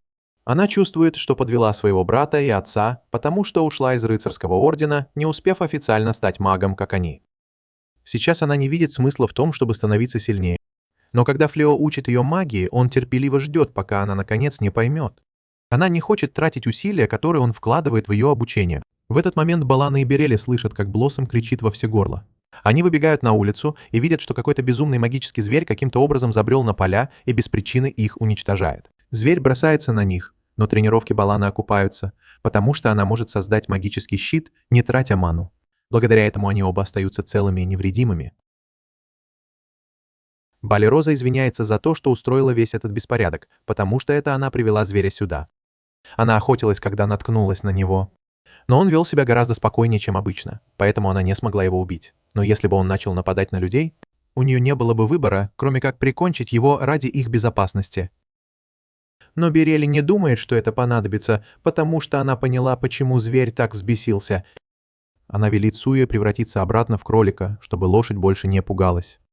Затем она привязывает к лопате веревку и засовывает ее в пасть лошади, прежде чем запрыгнуть на нее. С помощью своей потрепанной уздечки она успокаивает лошадь, пока та не перестает брыкаться, и все восхищаются тем, как она ловко приручила магическое животное. Берели довольна собой, и это наводит ее на мысль. Она спрашивает Балерозу, можно ли использовать землю вокруг дома Лео. Проблема в том, что земля принадлежит местному лорду, и они не могут просто так ее забрать. Но они могут выкупить права на землю у лорда, как это сделал Лео, когда переехал сюда. И это наводит Берели на мысль. Тем временем Лео гуляет по городу с Рейсом. Она рада, что они наконец-то остались наедине. Это не совсем свидание, потому что Лео просто зашел, чтобы продать кое-что из своих вещей. Но для Рейса это уже круто. Флео заходит в магазин, чтобы продать легкую броню, и владелец восхищается ее качеством, но хочет добавить немного цвета. Он показывает Флео яркие камни, которые можно использовать для будущих заказов. Пока Лео занят, Рейс ждет снаружи и едва сдерживает волнение от того, как хорошо выглядит Лео, пока он работает. Но потом ни с того ни с сего небо темнеет. И это плохой знак. Принцесса и ее отряд только что объединились, когда в небе появился магический круг. И это белокурое чудовище набрасывается на деревню с Дайлиной, готовой пролить кровь. Флео уже понял, что что-то не так, и связывается с Риесом, который рассказывает ему о появившемся монстре. Лео не знает, что произошло, но он твердо намерен защитить жителей деревни.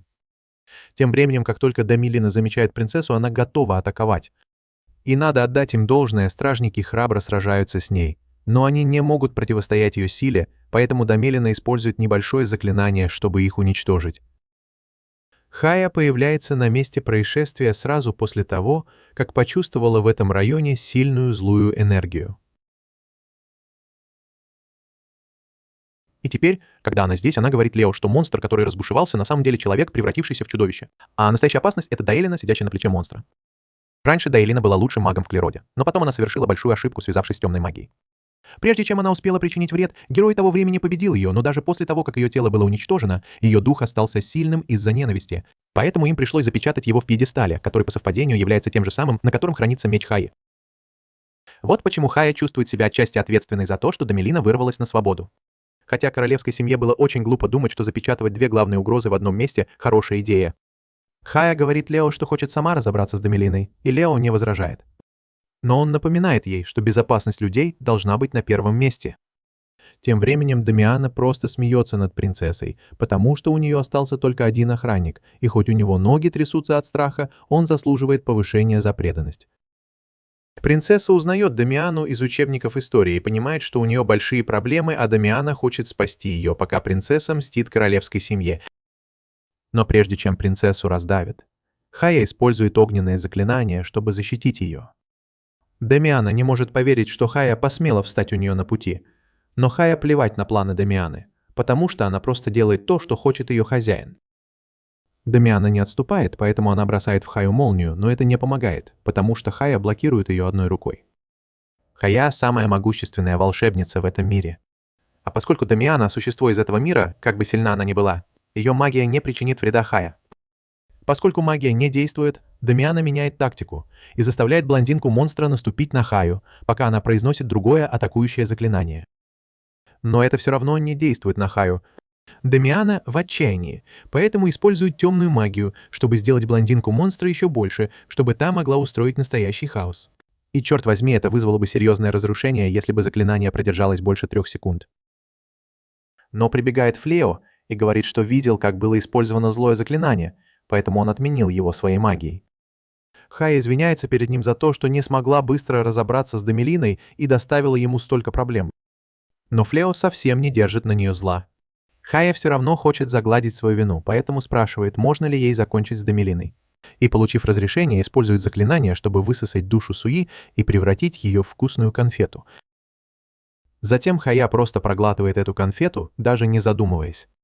Флео спрашивает, нормально ли для нее вот так просто съесть Дамилину, но она говорит, что это совершенно безопасно, потому что душа Дамилины теперь запечатана в ее разуме, где ее будут жестоко пытать, то есть перевоспитывать, пока она не исправится.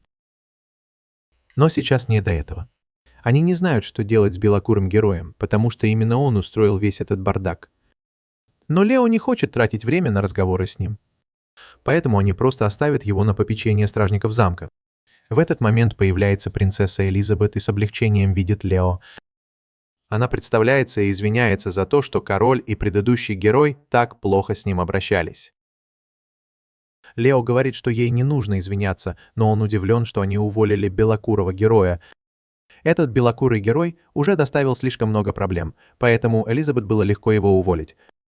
И теперь, когда в королевстве нет героя, она надеется, что Лео вернется с ней в замок и станет настоящим героем этого чертового королевства.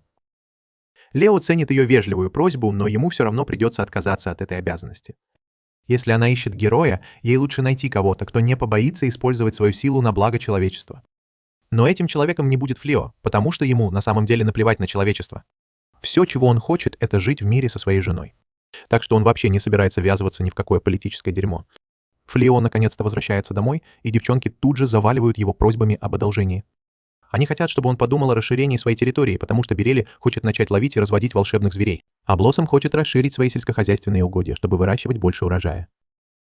Благодаря этим новым занятиям они могут доставлять дополнительные овощи в город на лошадях и получать дополнительную прибыль, продавая их. Рейес нравится эта идея, но она обеспокоена тем, что волшебные звери не будут вести себя хорошо, потому что они всего лишь люди. Поэтому она думает, что было бы разумнее придерживаться лошадей. Вместо этого Берели подумала об этом. Но содержание лошадей обходится недешево. К тому же, если она позволит волшебным зверям некоторое время бродить по большому открытому полю, они, вероятно, успокоятся и будут вести себя мирно. Флео не согласен с планом, поэтому он говорит, что поговорит с местным лордом, чтобы получить разрешение, и девочки это ценят. Но Берели говорит, что они хотят вести переговоры и покупать самостоятельно, чтобы внести надлежащий вклад в развитие дома. У Флео с этим проблем нет. Но земля чертовски дорогая. Поэтому он хочет убедиться, что они знают цену, если хотят купить землю сами. После недолгих подсчетов девушки приходят в восторг от цифр и не могут поверить, что земля в сельской местности все еще так дорого стоит. Флео объясняет, что с тех пор, как он приехал, демоны перестали появляться, поэтому цены на землю взлетели до небес, потому что теперь здесь безопаснее. Девушки начинают думать о том, чтобы продать все свои вещи и купить землю. Но Флео говорит, что в этом нет необходимости. Он сам заплатит за землю, потому что будет жить в этом доме. Он все равно будет жить в этом доме, так что будет справедливо, если владельцы дома купят землю. Он будет рад, если они просто позаботятся о земле вместо него. Но девушкам кажется, что они мало что смогут сделать в этой ситуации. Поэтому вместо этого они договариваются платить Флео 30% от прибыли, которую они получат от использования его земли. Девушки в восторге от этого, поэтому сразу же начинают работать на новой земле, как только Флео заключает сделку. И поскольку мы говорим о сельском хозяйстве, Флео предлагает выращивать что-то, что обычно не выращивают в этом районе, чтобы получить максимальную прибыль. Он может немного изменить климат вокруг посевов. Так что это должно быть выполнимо. Но Блоссом не нравится эта идея, потому что она считает, что земледелие должно быть ручным, и она не хочет, чтобы Лео помогал ей, потому что хочет отплатить ему по-своему. Если она действительно не хочет, чтобы Лео вмешивался, то Хая предлагает вместо этого использовать магический контроль климата. Но Блоссом все равно не соглашается, потому что считает, что магическое земледелие неестественно. Хая не будет настаивать, но она упоминает, что без магии это будет очень неэффективно. И Балана поддерживает ее, говоря, что Блоссом должна использовать свою магию на ферме, потому что ей интересно посмотреть, что из этого получится. Они замечают, что она принарядилась, и она рассказывает, что собиралась поступать в Академию магии, потому что ее туда приняли. Она хотела пойти туда, чтобы заново научиться магии. Но после вступительного теста они решили, что она достаточно хороша, чтобы стать там преподавателем. И все это благодаря Флео, который научил ее не так сильно ошибаться в магии. Флео помог ей понять, что магию можно использовать не только для сражений. Поэтому она очень хочет, чтобы Блоссом тоже попробовала использовать магию для выращивания урожая. И после уговоров Флео она наконец соглашается. Теперь все вносят свой вклад, чтобы заработать немного денег для дома. Кроме Балерозы, которая все еще живет за чужой счет. Наблюдая за ними, Флео говорит Риес, что он тоже думает о чем-то долгосрочном, и его цель — однажды открыть магазин. Рейяс нравится эта идея, и она обещает рассказать об этом всей своей команде, чтобы они пришли на открытие, и она позаботится о том, чтобы они все приняли человеческий облик, потому что ее друзья демоны. Это немного не по теме, но Флео дарит Риес подарок, который он сделал для нее. Это обручальное кольцо, и он хочет, чтобы она приняла его, чтобы официально отметить их брак, и она с радостью соглашается. Между прочим, того блондина-неудачника заперли в темнице замка, и, скорее всего, его казнят за то, что он вломился в сокровищницу, угрожал всем, и, что самое ужасное, у него чертовски раздражающий голос.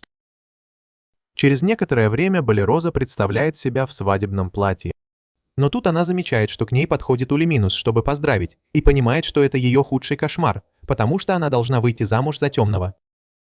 Он говорит, что она может называть его Газел, потому что теперь, когда она его жена, им не обязательно соблюдать формальности.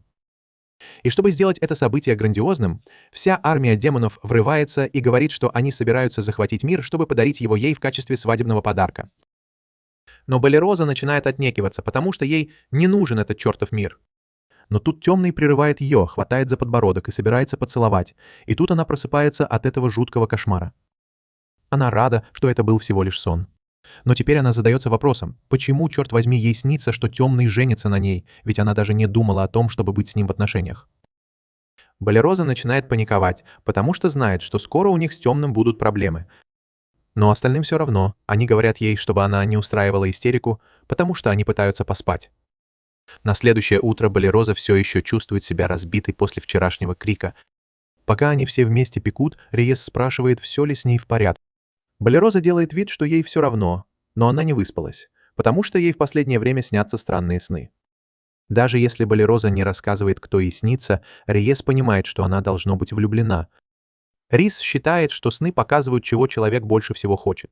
Но вот в чем загвоздка. Это значит, что Болероза тайно влюблена в Темного, но не хочет этого признавать. Другие девушки слышат слова «любовь» и бросают все дела, чтобы прибежать на кухню и узнать пикантные подробности о том, в кого влюблена Болероза. Они сразу догадываются, что это Темный, в которого она тайно влюблена. Это логично, потому что Газел постоянно приходит сюда, чтобы увидеть ее. Но Болероза все еще отрицает это, утверждая, что Газел приходил только ради Флио, и это не имеет к ней никакого отношения. Однако команда точно знает, что Газел приходил именно к Болерозе, потому что он бы не пришел, если бы ее не было рядом. У Болерозы больше нет оправданий, поэтому она начинает понимать, что он, возможно, действительно испытывает к ней чувства. Команда предлагает ей поговорить с Газелом, как это сделали Флио и Риес, надеясь, что она сможет преодолеть пропасть между людьми и демонами. Хотя она, возможно, не захочет выходить за него замуж после одного дня знакомства, как это сделала Риес. Теперь, когда она заговорила об этом, никто никогда не слышал, чтобы Рэй рассказывала, как она влюбилась в Флео. Всем очень любопытно, поэтому они собираются вокруг и спрашивают ее, что заставило ее влюбиться в этого парня. Оказывается, Лео подслушивает все, что Рейс говорит о нем. И сейчас он чертовски смущен. Но его смущение прерывается, когда срабатывает один из его датчиков. Он установил барьер вокруг деревни, чтобы не пускать демонов и защищать город, но что-то все равно пробралось внутрь. Хая подтверждает их подозрения, говоря, что чувствует силу демона поблизости. Должно быть, это хитрый демон, которому удалось проникнуть внутрь. Команда спрашивает, будет ли деревня в опасности. Но Флио не уверен, что демон представляет угрозу, потому что он ничего не разрушил и не повредил барьер.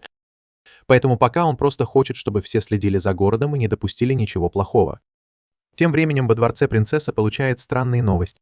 Когда Флио отказался стать официальным героем королевства, он ясно дал понять, что хочет оставаться нейтральным в конфликте между людьми и демонами. Но он дал ей мешок с золотыми монетами, который получил, когда впервые приехал, и попросил использовать их для восстановления разрушенного города. Самое тревожное во всем этом то, что золотые монеты, которые были у Флео, не в обращении. И насколько известно ее советнику, эти монеты раньше давали только одному человеку, и это был Баназа. Парень, которого они призвали в качестве героя, а потом сразу же выгнали. Советник подозревает, что Флио и Баназа могут быть одним и тем же человеком, и если это правда, то неудивительно, почему Флио не хочет иметь ничего общего с королевской семьей. Прежде всего, она хочет официально извиниться перед Флио за то, как с ним обращались, когда он впервые появился. Пока она ломает голову, пытаясь придумать, что делать, появляется стражник и сообщает плохие новости. Эта тупая блондинка и Суя каким-то образом выбрались из своих камер и устроили настоящий хаос в замке. Стражник извиняется, потому что он и подумать не мог, что у блондинки хватит мозгов спланировать побег. Но принцесса не винит его и просит сообщить всем искателям приключений, что они должны найти блондинку. Элизабет хотела бы, чтобы Флио с самого начала был героем, но нет смысла думать о том, что могло бы быть. Тем временем стражники ищут блондинку и Сую, но не могут найти ни следа. Когда стражники уходят на поиски в другое место, ты видишь две фигуры, прячущиеся в кустах. Суя очень зол, потому что они в бегах с тех пор, как выбрались из камер. Блондинка винит Хаю в том, что она не исполнила его желание, и теперь он выглядит как настоящий преступник. Суя говорит, что он сбежал из тюрьмы и украл деньги из казны замка. Но блондин все еще пытается оправдаться. Да, они сбежали из тюрьмы, но он утверждает, что ничего не украл. Но это полная чушь, потому что посреди всего этого хаоса он стащил магический мешок. По извращенной логике блондина это не воровство, потому что он просто забирает то, что ему причитается от королевства. Они договорились, что дадут ему достаточно денег, чтобы он мог жить в свое удовольствие, когда закончит быть героем. Но для этого ему нужно было совершить какой-нибудь героический поступок. Он думал, что это справедливо, что он получит хотя бы один волшебный мешок, но теперь, когда он задумался об этом, он понял, что даже не проверил, что там внутри. Он заглянул в мешок и, черт возьми, к своему ужасу увидел, что там нет ни одного доллара. Все, что он нашел, это бездонный мешочек с водой и сундук с сокровищами. Сундук с сокровищами, по крайней мере, вызвал у него интерес. Наш герой достал его, думая, что сможет продать то, что там лежит, и заработать немного денег. Но когда он открыл сундук, то обнаружил какую-то хрень под названием буровая лопата. В этот момент стражники услышали шум и поняли, где они находятся, поэтому все побежали к чертовому кусту, за которым они прятались. Но когда они добрались до куста, там никого не было. Блондинка и Суя сделали хитрый ход и просто вырыли себе подземный ход. Они были в восторге от силы этой лопаты, неудивительно, что она была заперта в сокровищнице замка. Она идеально подходила для того, чтобы спрятаться. Но теперь им нужно было придумать, как выбраться отсюда. Тем временем в замке демонов Газель получает отчет от Улиса, в котором говорится, что она все еще не нашла Лео и его команду, особенно Бали Рассу. Улис извиняется и объясняет, что ее разведчики искали повсюду, но есть вероятность, что Лео мог сбежать в другую страну. Газель не верит в это, потому что, несмотря на то, что магия Флео очень сильна, магия телепортации позволяет перемещаться только в те места, где ты уже был. Флео призвали в этот мир совсем недавно, так что у него не было времени посетить какую-нибудь чертову страну. Но даже если это так, Улеминос не может не задаваться вопросом, почему они так сосредоточены на поисках Флио, вместо того, чтобы продвигаться вперед с армией и сражаться с людьми. Неважно, насколько крута эта магия очищения, если они приведут к границе достаточно магических существ, они снова смогут затопить местность Мелисиумом и открыть несколько чертовых проходов в королевство. Если они начнут действовать сейчас, то смогут разрушить весь чертов замок.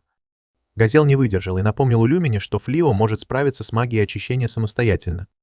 Так что даже если они прорвутся через барьер и нападут на его новый дом, он просто применит это чертово заклинание и вышвырнет их. Вот почему они должны найти Лео в первую очередь. Но Улемина все еще беспокоится, потому что люди начинают волноваться из-за того, что Газел не полностью посвящает себя войне. Поэтому Газел встает со своего трона и подходит к ней. Улеминас боится, что разозлила его, но он просто извиняется перед ней за то, что не хочет делать то, что она считает необходимым. Он не видит смысла жертвовать таким количеством своих товарищей только ради того, чтобы победить каких-то чертовых людей. Улеминас наконец-то поняла его точку зрения. Но, черт возьми, кто-то подслушивал их разговор. И, судя по ее виду, у нее будут проблемы. Она идет и рассказывает брату Улиза Уйгурду. И он злится. Газел не только сдерживает продвижение армии, но и хочет добавить в армию демонов какого-то человека по имени Лео. Демон пытается объяснить, что Лео, похоже, обладает какой-то невероятной силой, но Уйгард не обращает на это внимания и настаивает на своем. Неважно, насколько он силен, потому что если он человек, его нужно просто убить. Демон соглашается с его логикой. Итак, Уйгард заявляет, что он станет темным, потому что его брат не подходит на роль лидера демонов. Тем временем Флио только что закончил делать покупки с Рейсом, и хотя его барьер почувствовал еще одно вторжение, здесь все спокойно, поэтому он не слишком беспокоится. И так как у них есть немного времени до возвращения домой, Флио предлагает сходить куда-нибудь пообедать. Но когда они идут, они замечают, что один из их любимых магазинов закрывается. Они подходят к Холт, чтобы спросить, что случилось. Она подтверждает, что закрывает магазин, потому что больше не может найти поставщика. Место, куда она обычно ходила, было разрушено во время последней битвы с армией демонов. Когда они наконец добираются до ресторана, Рейс предлагает угостить их обедом. Рейс не в восторге, потому что ее романтический обед с Лео сорвался, и она гадает, почему Болероса вдруг захотела угостить их. Болероса объясняет, что ее ранг авантюриста недавно повысился на 1 уровень, поэтому она получила больше денег. Но в глубине души она просто хочет избавиться от мысли о демоне, который ее преследует. Независимо от причин, она все равно хочет поблагодарить Лео и Рейса за все, что они сделали. Поэтому Лео и Рейс принимают ее предложение. Но прежде чем они успевают зайти внутрь, появляется Хая, вся на нервах, потому что к ним приближается какое-то могущественное существо. Она просит Лео отойти, чтобы она могла его защитить, и к ужасу Бали они понимают, что это Газел. После того, как появляется Газел, они все заходят внутрь, и он объясняет, что пришел, потому что его отряд разведчиков обнаружил в этом районе какие-то странные магические следы. Это просто счастливое совпадение, что они снова встретились. Парень хочет поговорить с Бали Рассой наедине, поэтому она начинает одеваться так, будто он собирается сделать ей предложение или что-то в этом роде. Когда приносят фрукты, Газел начинает рассказывать, что раньше любил человеческую еду и часто пробирался в такие места, пока не стал темным лордом, просто чтобы насладиться ею. Газел спрашивает Бали Рассу, умеет ли она готовить, но Бали краснеет и не может ответить. Так что Рейс вмешивается и говорит Газелу, что Балераса – королева десертов, отчего она краснеет еще сильнее. Флео спрашивает, интересуется ли Газел человеческой культурой, и тот не отрицает этого. Но добавляет, что культура королевства также отражает его военную мощь, поэтому он вроде как на разведке или что-то в этом роде. Балераса больше не может сдерживаться и прямо кричит на Газела за то, что он разрушает человеческие жизни. И Газел не реагирует, потому что прекрасно знает, какой вред он причиняет. То, что люди считают демонов злом, не дает ему права разрушать их жизни. Лео спрашивает Газела, что он имеет в виду под злом. Газел объясняет ему: у всех демонов в организме есть эта милкьюмская штука, но не все могут ее контролировать, как Риес или Газел. Так что когда куча демонов собирается в одном месте, это становится опасно для людей. Плюс демоны известны своим упрямством и всегда готовы подраться из-за какой-нибудь ерунды. Так что переговоры — это не вариант. Газель замечает, что все молчат, и извиняется за то, что испортила атмосферу, а потом уходит на весь день. Флео и его команда возвращаются домой. Флео о многом думает. Сначала он обрадовался, что в этом мире нет дискриминации по отношению к полулюдям. Но напряжение между людьми и демонами здесь на совершенно другом уровне, и это не дает ему покоя. А еще, по другим новостям, Блонди и Суя все еще пытаются выбраться из ямы, в которую сами себя загнали. Суя выбирается первой, но из-за своей полноты ей приходится нелегко, а когда Блонди спрашивает, какого черта она так долго возится, он ударяется лицом о бомбы, которые Суя припрятала, и отвлекается, а извращенец снова падает в яму. На следующий день Рейс готовит для Флео и его команды обалденные бургеры. Все просто в восторге от того, какие они вкусные, даже лучше, чем в ресторане. А потом, откуда ни возьмись, раздается стук в дверь. Флео идет открывать и видит принцессу и ее команду. Рейс тоже выходит. Флео спрашивает принцессу, что она здесь делает. Он уже говорил ей, что не хочет быть героем.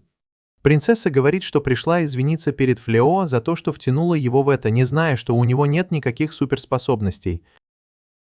Флео и Рейс были застигнуты врасплох, потому что их секрет раскрыли. Они пригласили принцессу в дом, и Балероза подала ей чай.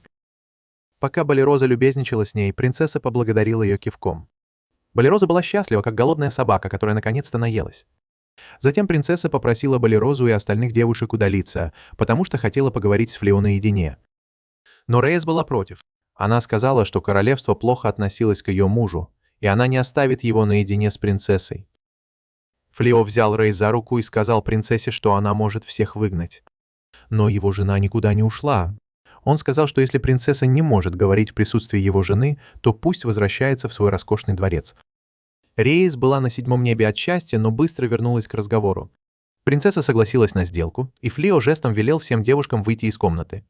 Когда они остались одни, принцесса опустилась на колени и искренне извинилась от имени всего королевства. Она признала, что наложила заклятие на его сумку и бросила его в опасном лесу, и это были самые большие грехи королевства. Флео сказал ей поднять голову, потому что сейчас он не герой, а обычный торговец.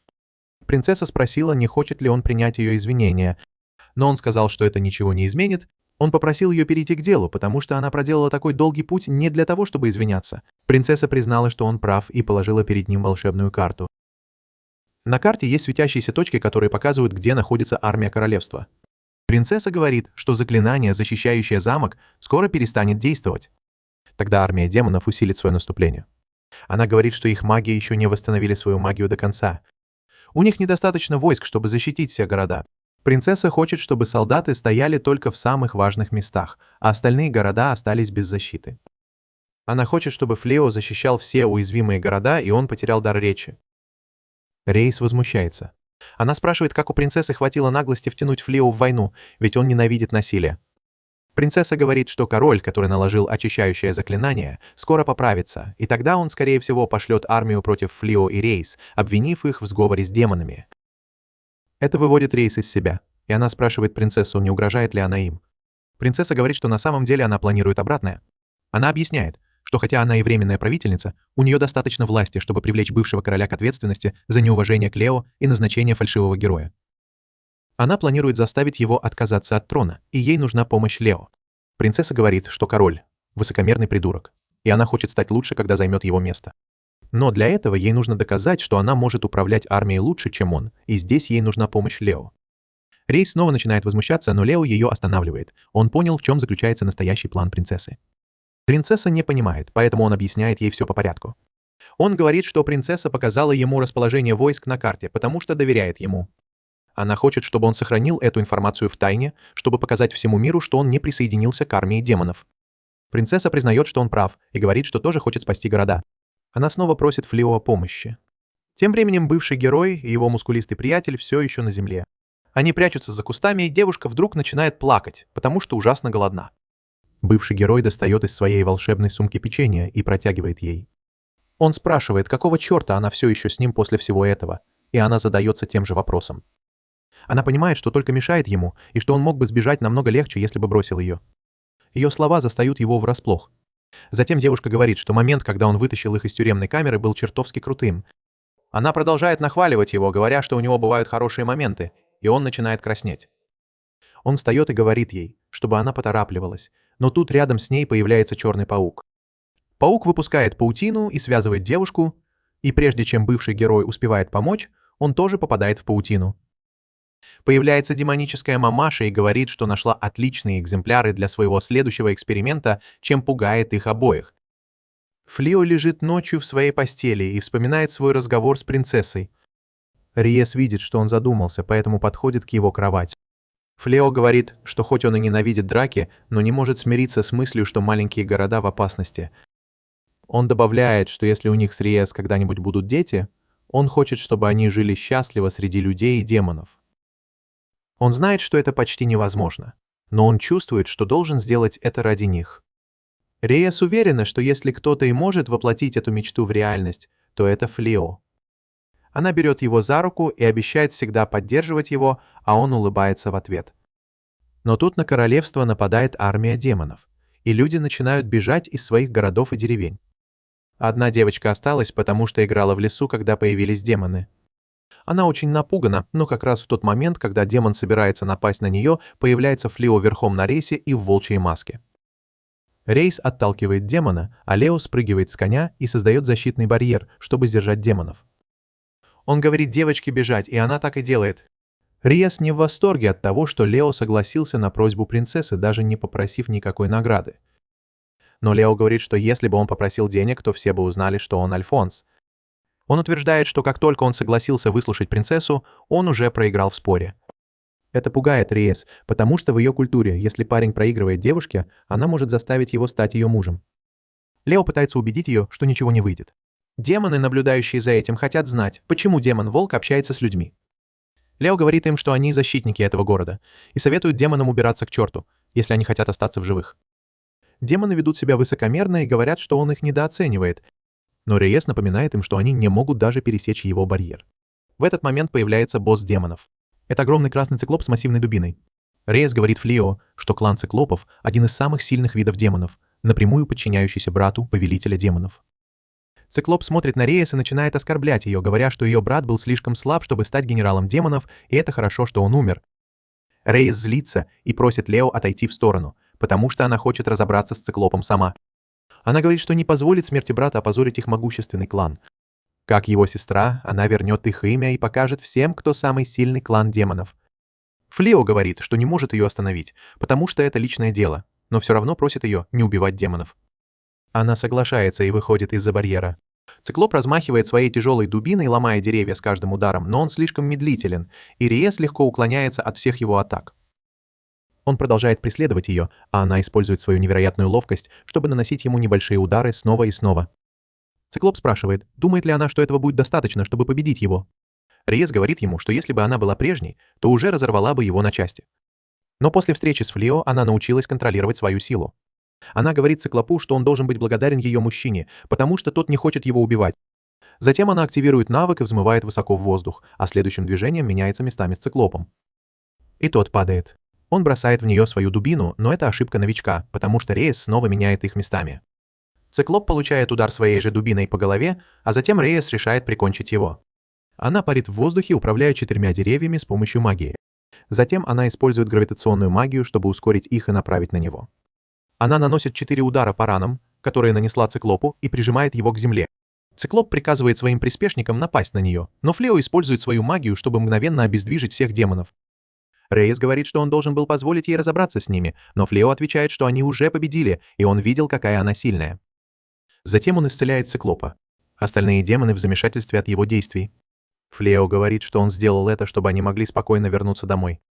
Затем он использует магию молний, чтобы напугать демонов, и говорит, что если они не уйдут сами, он заставит их силой. Все трясутся от страха, и вскоре они убегают. Флео снимает барьер, который поставил, и говорит, что это хорошо, что они справились. Рейес обнимает его и говорит, что вся их домашняя подготовка окупилась. Раньше Рейес учила Лео, что в бою самое важное — это напор. Она говорила ему, что нужно быть уверенным в себе и крутым, чтобы напугать демонов, и, черт возьми, это действительно работало. Но Рейес сомневается, что это лучший подход. Она считает, что если переломать этим демонам все кости, они больше никогда не вернутся. Флео соглашается, что она права, но думает, что такой метод только усугубит ненависть между людьми и демонами. В этот момент к ним подходят горожане, чтобы поблагодарить Флео за спасение их задниц, но они беспокоятся о демоническом волке, который был с ним. Он уверяет их, что волк его напарник. Девушка, которую они спасли, тоже подходит, чтобы поблагодарить их. Флео рассказывает, что они здесь по просьбе принцессы, поэтому благодарить нужно ее, а не их. С этими словами он снова садится на Рае, и они отправляются в следующий чертов город. Вскоре распространяется слух о крутом авантюристе и его помощниках-волках, которые отпугивают демонов. Новость доходит до принцессы, и она понимает, что авантюрист — никто иной, как Лео. Теперь она благодарна этому парню. Она думает, что он так много сделал для них, и на этот раз она должна отплатить ему. Тем временем Лео и Рейес продолжают отпугивать демонов. Повелитель демонов Газел наблюдает за ними, и ему не нравится, что его брат Уегорд послал сюда войска без его разрешения. В этот момент появляется один из его приспешников и сообщает, что Уегорд устроил переворот и уже захватил трон. В тронном зале короля демонов Уегорд сидит на троне, а его приспешник показывает ему двух людей, которых он поймал. Она говорит ему, что все готово, и когда Газел придет, она принесет в жертву двух людей богу-демону и применит секретную технику, которая уничтожит даже Газела. Уилл с нетерпением ждет своего брата, думая, что как только он его убьет, то станет новым королем демонов, без сомнений. На следующее утро к Лео приходят неожиданные гости Газел и Улумас и спрашивают, можно ли им войти. Они садятся за стол, пьют чай, и Лео спрашивает, что привело их сюда. Уиллс выглядит мрачным, он смотрит вниз, а Газел улыбается и говорит, что пришел попросить Флео об одолжении. Наш герой удивлен, потому что не знает, что он может дать самому чертовому королю демонов. Он спрашивает, что за одолжение нужно Газелу, и тот говорит, что хочет разрешения пожить у Лео какое-то время. Лео ошеломлен и пытается переварить эту новость, но Рейес думает, что это шутка, и начинает смеяться. Уиллс злится и спрашивает, почему Рейес считает это шуткой, когда сам чертов король демонов просит об одолжении. Газел говорит ему успокоиться и объясняет Флео, что он в затруднительном положении. Он говорит, что его трон занял его младший брат Уегорд, который устроил переворот, пока Газела не было. Газел уточняет, что он не причастен к недавним нападениям демонов, потому что он их не приказывал. Оказывается, прежде чем Газел успел вернуться в свой замок, Улиминус услышала новости и побежала к 4 вечным демонам армии короля демонов. Она думала, что они помогут ей свергнуть Угарда, но, к ее удивлению, они все, похоже, заняли нейтральную позицию. Очевидно, к ним заранее обратился Пьюфью и попросил их сохранять нейтралитет, потому что между двумя братьями будет решающая битва за трон короля демонов. Улес в ужасе от всего этого и спрашивает, как, черт возьми, они могли поверить в такую чушь. Но Пьюфью говорит, что она заметила, что Газел в последнее время все меньше и меньше времени проводит с демонами в своем замке. Вместо этого он бродит по городам, маскируясь под человека. Она думает, что это может быть для него звоночком, чтобы он понял, что его команда начинает бунтовать против его методов. Чувствуя поражение, она поворачивается к двухголовому демону Фениксу и пытается играть на его эмоциях, утверждая, что Газел лично вырастил его. Но птица не верит и говорит, что это совсем другая история. Когда дело доходит до престола наследия, править может только сильный. В последнее время Газел стал сдавать, не в силах принимать трудные решения, из-за чего война против человечества зашла в тупик. Затем она смотрит на Кентавра и спрашивает, не стал ли он тоже предателем. Если бы они были по-настоящему верны, они бы поднялись на трон и бросили всех, кто замешан в этом, в тюрьму. Чтобы они больше никогда не увидели свет. Кентавр сохраняет спокойствие, смотрит на нее и спокойно говорит, что всегда будет верен Газелу.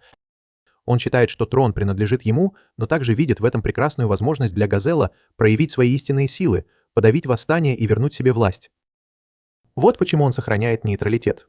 Уэггард выглядит побежденным, но идет вместе с ними в тронный зал, где они видят, что на троне сидит Пьюфу, а рядом с ним девушка-демон, которая говорит, что они находятся в присутствии нового короля демонов. Девушка-демон говорит, что ей нужно успокоиться, потому что Уэгард еще не захватил трон. Но Пьюфу напоминает, что они обещали сохранять нейтралитет. Улис злится на Пьюфу и говорит, что у них нет прав на трон. Но Пьюфу не слушает ее, просто смеется. Это еще больше злит Улис, и она бросается вперед, клянясь, что она не предательница, и пытается ударить Уэгарда своими острыми когтями. Но к ее удивлению, хотя удар и достигает цели, Уэгард даже не ранен. Ее когти ломаются при ударе. Уэгард холодно смотрит на нее и отталкивает, говоря, что ему не нужны слабаки рядом. Пуфу решает прикончить ее, но неожиданно вмешивается Газел и заслоняет Улис, прося своего подчиненного отвести ее в безопасное место. Уэгард говорит Газелу, что он больше не будет ждать и вызывает его на бой за трон. Газел говорит Уэгарду, что все это чертовски глупо, и он не понимает, почему тот так себя ведет. Уэгард отвечает, что Газел ведет себя подозрительно. А Пьюфу вставляет, что у них была возможность захватить территорию людей. Но Газел всегда отказывался в последний момент. Он мог бы силой захватить дворец, но не хотел проливать невинную кровь, и кроме того, он слишком много времени проводил с людьми, наслаждаясь их образом жизни, и поэтому недостоин быть демоном. Газел подходит к своим верным 4 демонам и спрашивает, верят ли они в это. Они просто стоят и молчат, и Газел понимает, что они не верят. Внезапно он начинает набирать силу. Пока Уегорд готовится к драке, 4 демонов возбуждаются, потому что чувствуют, как от Газела исходит безумная мощь. Пуфу тоже это понимает и готовится пожертвовать фальшивым героем и мыслями, чтобы получить больше силы. Но, к всеобщему удивлению, Газел снимает с руки кольцо короля демонов, бросает его брату и заявляет, что отказывается от своих притязаний на трон. Все ошеломлены и пытаются понять, что происходит. Уегорд злится, думая, что его разыгрывают, но Газел говорит, что нет смысла бороться за трон, когда его команда больше не верит ему и не доверяет ему. С этими словами он уходит. Но Уегорд еще не закончил и думает, что его просто дразнит. Он бросается на Газела, но тот наносит ему такой мощный удар ногой, что Уегорд пробивает стену и вылетает из замка. Газел говорит, что это расплата за то, что он сделал с Ульмом. Флео преследует Уегарда, а 4 демонов остаются в шоке, потому что они такого не ожидали. На этом Газел заканчивает свой рассказ и говорит, что раз он отрекся от армии демонов, то больше не может оставаться на их территории. А на территории людей Флео единственный, кого он может назвать другом. Флео скептически смотрит на него и говорит, что сначала должен посоветоваться со своими товарищами по дому, прежде чем принимать решение. Чуть позже Газел собирает остальных девушек в комнате, и они все садятся перед ним, пока Флео рассказывает им о том, что произошло. Они все потрясены новостями, и Блоссом спрашивает о недавних нападениях армии короля демонов. Газел ясно дает понять, что он не имеет к этому никакого отношения, и говорит, что приказал своим войскам отступить. Балана все еще немного напуган и спрашивает, будет ли Газел таким же, как раньше, когда приходил к ним на чай и завтрак. Газел уверяет их, что им больше не нужно его бояться, потому что он не король демонов и не состоит в их армии. Это немного успокаивает их. Но Улуминус жалуется, что им не пришлось бы искать, где остановиться, если бы Газел не отдал все деньги разведывательному отделу армии. Газел отвечает, что их работа была очень важна для защиты невинных людей, и они заслужили хорошую зарплату за это. Он объясняет, что занял трон у своего отца, потому что ему не нравились его методы. Так что с ним тоже должно было случиться что-то подобное. Но он ни о чем не жалеет. На самом деле, он говорит, что теперь они могут сосредоточиться на других вещах. Например, на том, как Флео замаскировался и защитил город. Лео удивляется, что король демонов знал о его действиях, и поворачивается к другим девушкам, спрашивая, что они думают о том, что Газел останется с ними. Остальные, кажется, не против. Но Балероса не очень рада тому, что король демонов будет жить в их доме. Но Риес вмешивается и говорит ей, что он больше не король демонов. И ей удается убедить ее, что все это не более чем игра, и король демонов переезжает к ним. Но ему, кажется, нечем заняться. Он подходит к Блоссам и предлагает помочь ей. Но она отказывается, говоря, что больше не хочет никакой магии в своем огороде. С этими словами он направляется в конюшню, где Берели ухаживает за демоническими лошадьми. Он спрашивает, может ли он помочь, но лошадь пугается его мощной ауры, и Берели прогоняет его. Затем он заходит в мастерскую Флео, восхищаясь доспехами, которые тот сделал. Они разговаривают об этом, пока Улимина наблюдает за ними, видя, что король демонов развлекается больше, чем когда-либо. Позже, той же ночью, они все собираются у костра, едят и болтают, но Балероза все еще выглядит обеспокоенной и держится на расстоянии. Позже она не может уснуть и смотрит на Луну, когда Риес и Лео заходят в комнату, предлагая ей чай и закуски. Риес извиняется за то, что манипулировал ею, но она отмахивается, говоря, что она просто соседка. Лео добавляет, что ему нравится, как они живут сейчас. Каждый из них играет свою роль, дополняет друг друга и живет в полной гармонии. Болероза смотрит вдаль, думая, что она не принадлежит этому месту, потому что ей нечего предложить. Она знает, что Газел не причинит вреда человеку, и что он больше не король демонов, но она также знает, что люди и демоны не так уж сильно отличаются. У них у всех есть друзья и семья. Но даже зная это, она не может притворяться, что живет в мире с демоном под одной крышей. Она видела ужасы, которые пережили рыцари, оплакивая своих погибших близких. Флио смотрит ей в глаза и говорит, что ей не обязательно с ними ладить, если она этого не хочет. Он объясняет, что Газель может жить где угодно, а он здесь только потому, что боится, что ты можешь что-то сделать против них. Риес тоже смотрит на нее и напоминает, что она не бесполезная. Это она научила ее печь печенье и угощает ее, чтобы выразить свою благодарность. На следующее утро Болероза подходит к демонам и говорит, что она согласна остаться с ними, но будет за ними присматривать. Если они причинят вред хоть одному человеку, она их никогда не простит. Газель улыбается, а Улем насмехается над ней за то, что она боялась Газеля раньше. Болероза отвечает, что Улем дважды проиграл Флио. Газель подходит к ней и протягивает руку для рукопожатия, но Болероза отказывается, говоря, что сделает это, когда сможет ему доверять, и с этими словами уходит в лес на охоту. Тем временем мы видим, как герой-вор и Суя убегают из замка демонов. Герой-вор говорит, что когда они доберутся до города, они продадут драгоценности, которые украли из сокровищницы демонов. Он говорит, что они могут отдохнуть в гостинице и принять расслабляющую ванну. Суя соглашается, но напоминает ему, что их все еще разыскивают. Герой-вор уверяет ее, что они разберутся с этим, когда покинут Клерот, и Суя хвалит его, говоря, что он очень умный.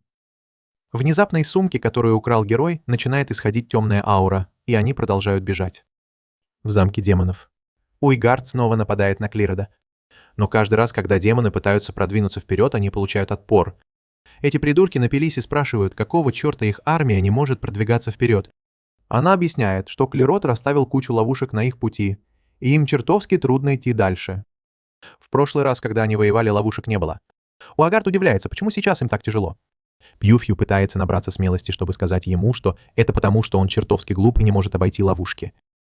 Но прежде чем она успевает закончить, Уайгард перебивает ее и демонстрирует свою тупость, приказывая огромной армии идти прямо в ловушки. Некоторые из его людей могут погибнуть, но он готов пожертвовать ими. Пьюфью спрашивает, как, черт возьми, он собирается вести армию, которая идет прямо по минному полю. Но он просто перекладывает эту ответственность на нее и бьет Пьюфью кулаком в живот, так что она замолкает и выбегает из комнаты, чтобы ему не пришлось больше отвечать на вопросы. Он проходит мимо всех генералов демонов, и когда он уходит, они начинают обсуждать, что они в полной заднице. У Улигарда всего 2 извилины в мозгу, и одна из них в отпуске. Неудивительно, что их военные усилия идут насморку. Раньше Газел тщательно продумывала планы атаки, прежде чем что-то делать. Но теперь, когда разведка ушла вместе с Улумасом, это больше невозможно. Моральный дух солдат на рекордно низком уровне из-за того, как плохо идут дела. Так что если в ближайшее время ничего не изменится, армия тьмы развалится.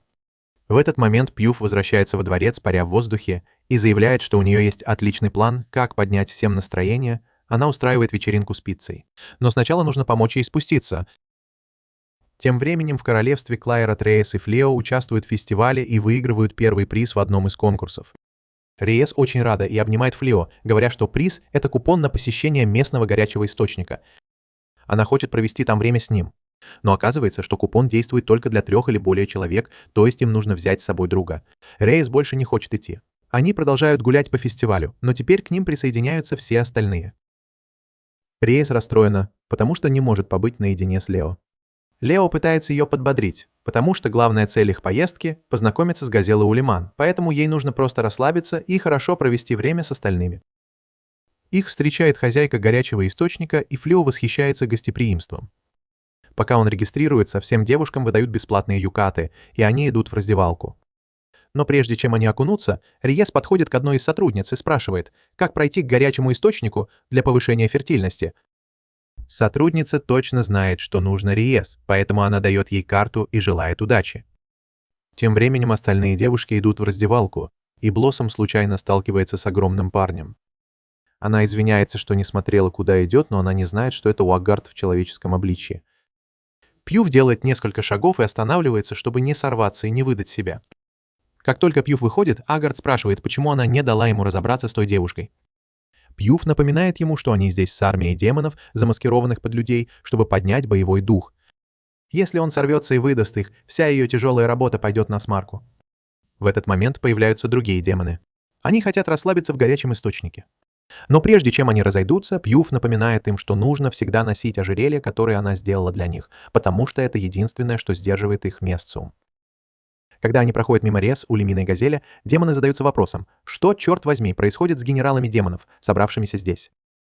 Они не создают проблем, поэтому Газель начинает думать, что ему тоже стоило бы сделать что-то подобное для армии, когда он был еще темным. Рейс говорит Газелю и Улемину, что они должны избегать других демонов любой ценой, потому что если Уагар и Газель встретятся лицом к лицу, точно что-то случится. А она не хочет, чтобы что-то испортило ее свидание с Лео в горячем источнике. Они возвращаются к остальным и идут в комнату, где остановились девушки. Они чувствуют традиционную атмосферу этого места. В то время как девушкам досталась общая комната, у Лео и Рейс была своя, и Рейс собирается сегодня вечером испытать этот горячий источник для зачатия, когда входит Газель. Флео говорит, что у него отдельная комната, потому что он единственный парень здесь. Но Газель говорит, что он не против разделить комнату с девушками, но Улас и Балероза против. Тут вмешивается Блоссом и говорит им, чтобы они успокоились и просто наслаждались днем. Все начинают обсуждать, чем займутся. Риас уже начинает терять терпение и подгоняет Лео, чтобы они поскорее ушли. Хая пытается увязаться за ними, но Риас не позволит никому нарушить ее планы по зачатию ребенка. Хая понимает это и соглашается оставить их на день. Но поскольку она не может остаться с Лео, она решает пофлиртовать с Деймс, которая все еще погружена в свой маленький мир. Хая давно там не была, поэтому Деймс спрашивает, что ей нужно. Хая объясняет, что ей нужна помощь Деймс. Деймс не очень-то и против, пока Хая не призывает кровать посреди своего разума и не начинает объяснять свою цель. Наблюдая за тем, как Лео и Рэй занимаются сексом по ночам, Хая хочет присоединиться. Но ей нужен партнер. И тут появляется Деймс. Деймс пытается возразить, что они не могут этого сделать, потому что они обе женщины, но даже спагетти становятся прямыми, когда намокают. Но прежде чем Хая успевает что-то сказать, Деймсианос психует и выгоняет ее из своего разума. Хая начинает понимать, что согласие может быть важным во всем этом. Тем временем Лео и Рейс приходят в баню Анаги, чтобы повысить фертильность. Рейс очень взволнован и говорит Лео, что после того, как они хорошенько искупаются, они проверят эффект дома. Лео начинает нервничать. Но он тоже с нетерпением ждет этого, когда Рейс затаскивает его в ванную. А Берил тем временем занимается своими делами. И это включает в себя поход в местный магазин игрушек для взрослых по личным причинам. Но когда она нервно подходит к двери, у нее чуть не случается сердечный приступ, когда сзади появляется Хая. Хая пришла сюда в поисках способов соблазнить Берил. Так что она не осуждает Берил. Но раз уж они обе здесь, Хая затаскивает Берил внутрь, чтобы они могли вместе протестировать какие-нибудь игрушки для исследований. Пока Хая и Берил развлекаются, остальные тусуются в баре. Пока они пьют, Блоссом замечает, что Далис все это время пялится на Газель. Поэтому Блоссом начинает заигрывать с ней, говоря, что если Балис так нравится Газель, то ей стоит подойти и поболтать с ним. Балира говорит, что она просто присматривает за Газель и Уламиносом, потому что все еще им не доверяет. Но тут Блоссом зовет Газель, и теперь у него есть отличный повод поговорить с Балерасой. Он не теряет времени и начинает делать ей безумные комплименты о том, какая она классная. Уламинос злится, потому что Газель не может сдерживать свой флирт с Балерасой. Но тут Блоссом приглашает Уламинаса присоединиться к ним, и Газель радостно соглашается, как щенок. Тем временем Уагарт и его команда отрываются по полной, набивая животы и напиваясь так, будто завтра не наступит. Им нравится каждый кусочек вкусной еды. Уагарт просит развлечений, и Пьюфи выходит вперед, заявляя, что у нее готова крутая танцевальная программа, но, черт возьми, никто не хочет смотреть на это безобразие. Так что Юэгард просто сбрасывает ее со стола и находит кого-то другого, чтобы развлечься. Два брата-демона выходят вперед и начинают бороться на потеху Юэгарду. Но между ними начинается серьезная потасовка, и один из них теряет свое ожерелье. Тем временем за пределами горячих источников Блонди и Суя наконец-то выбираются оттуда.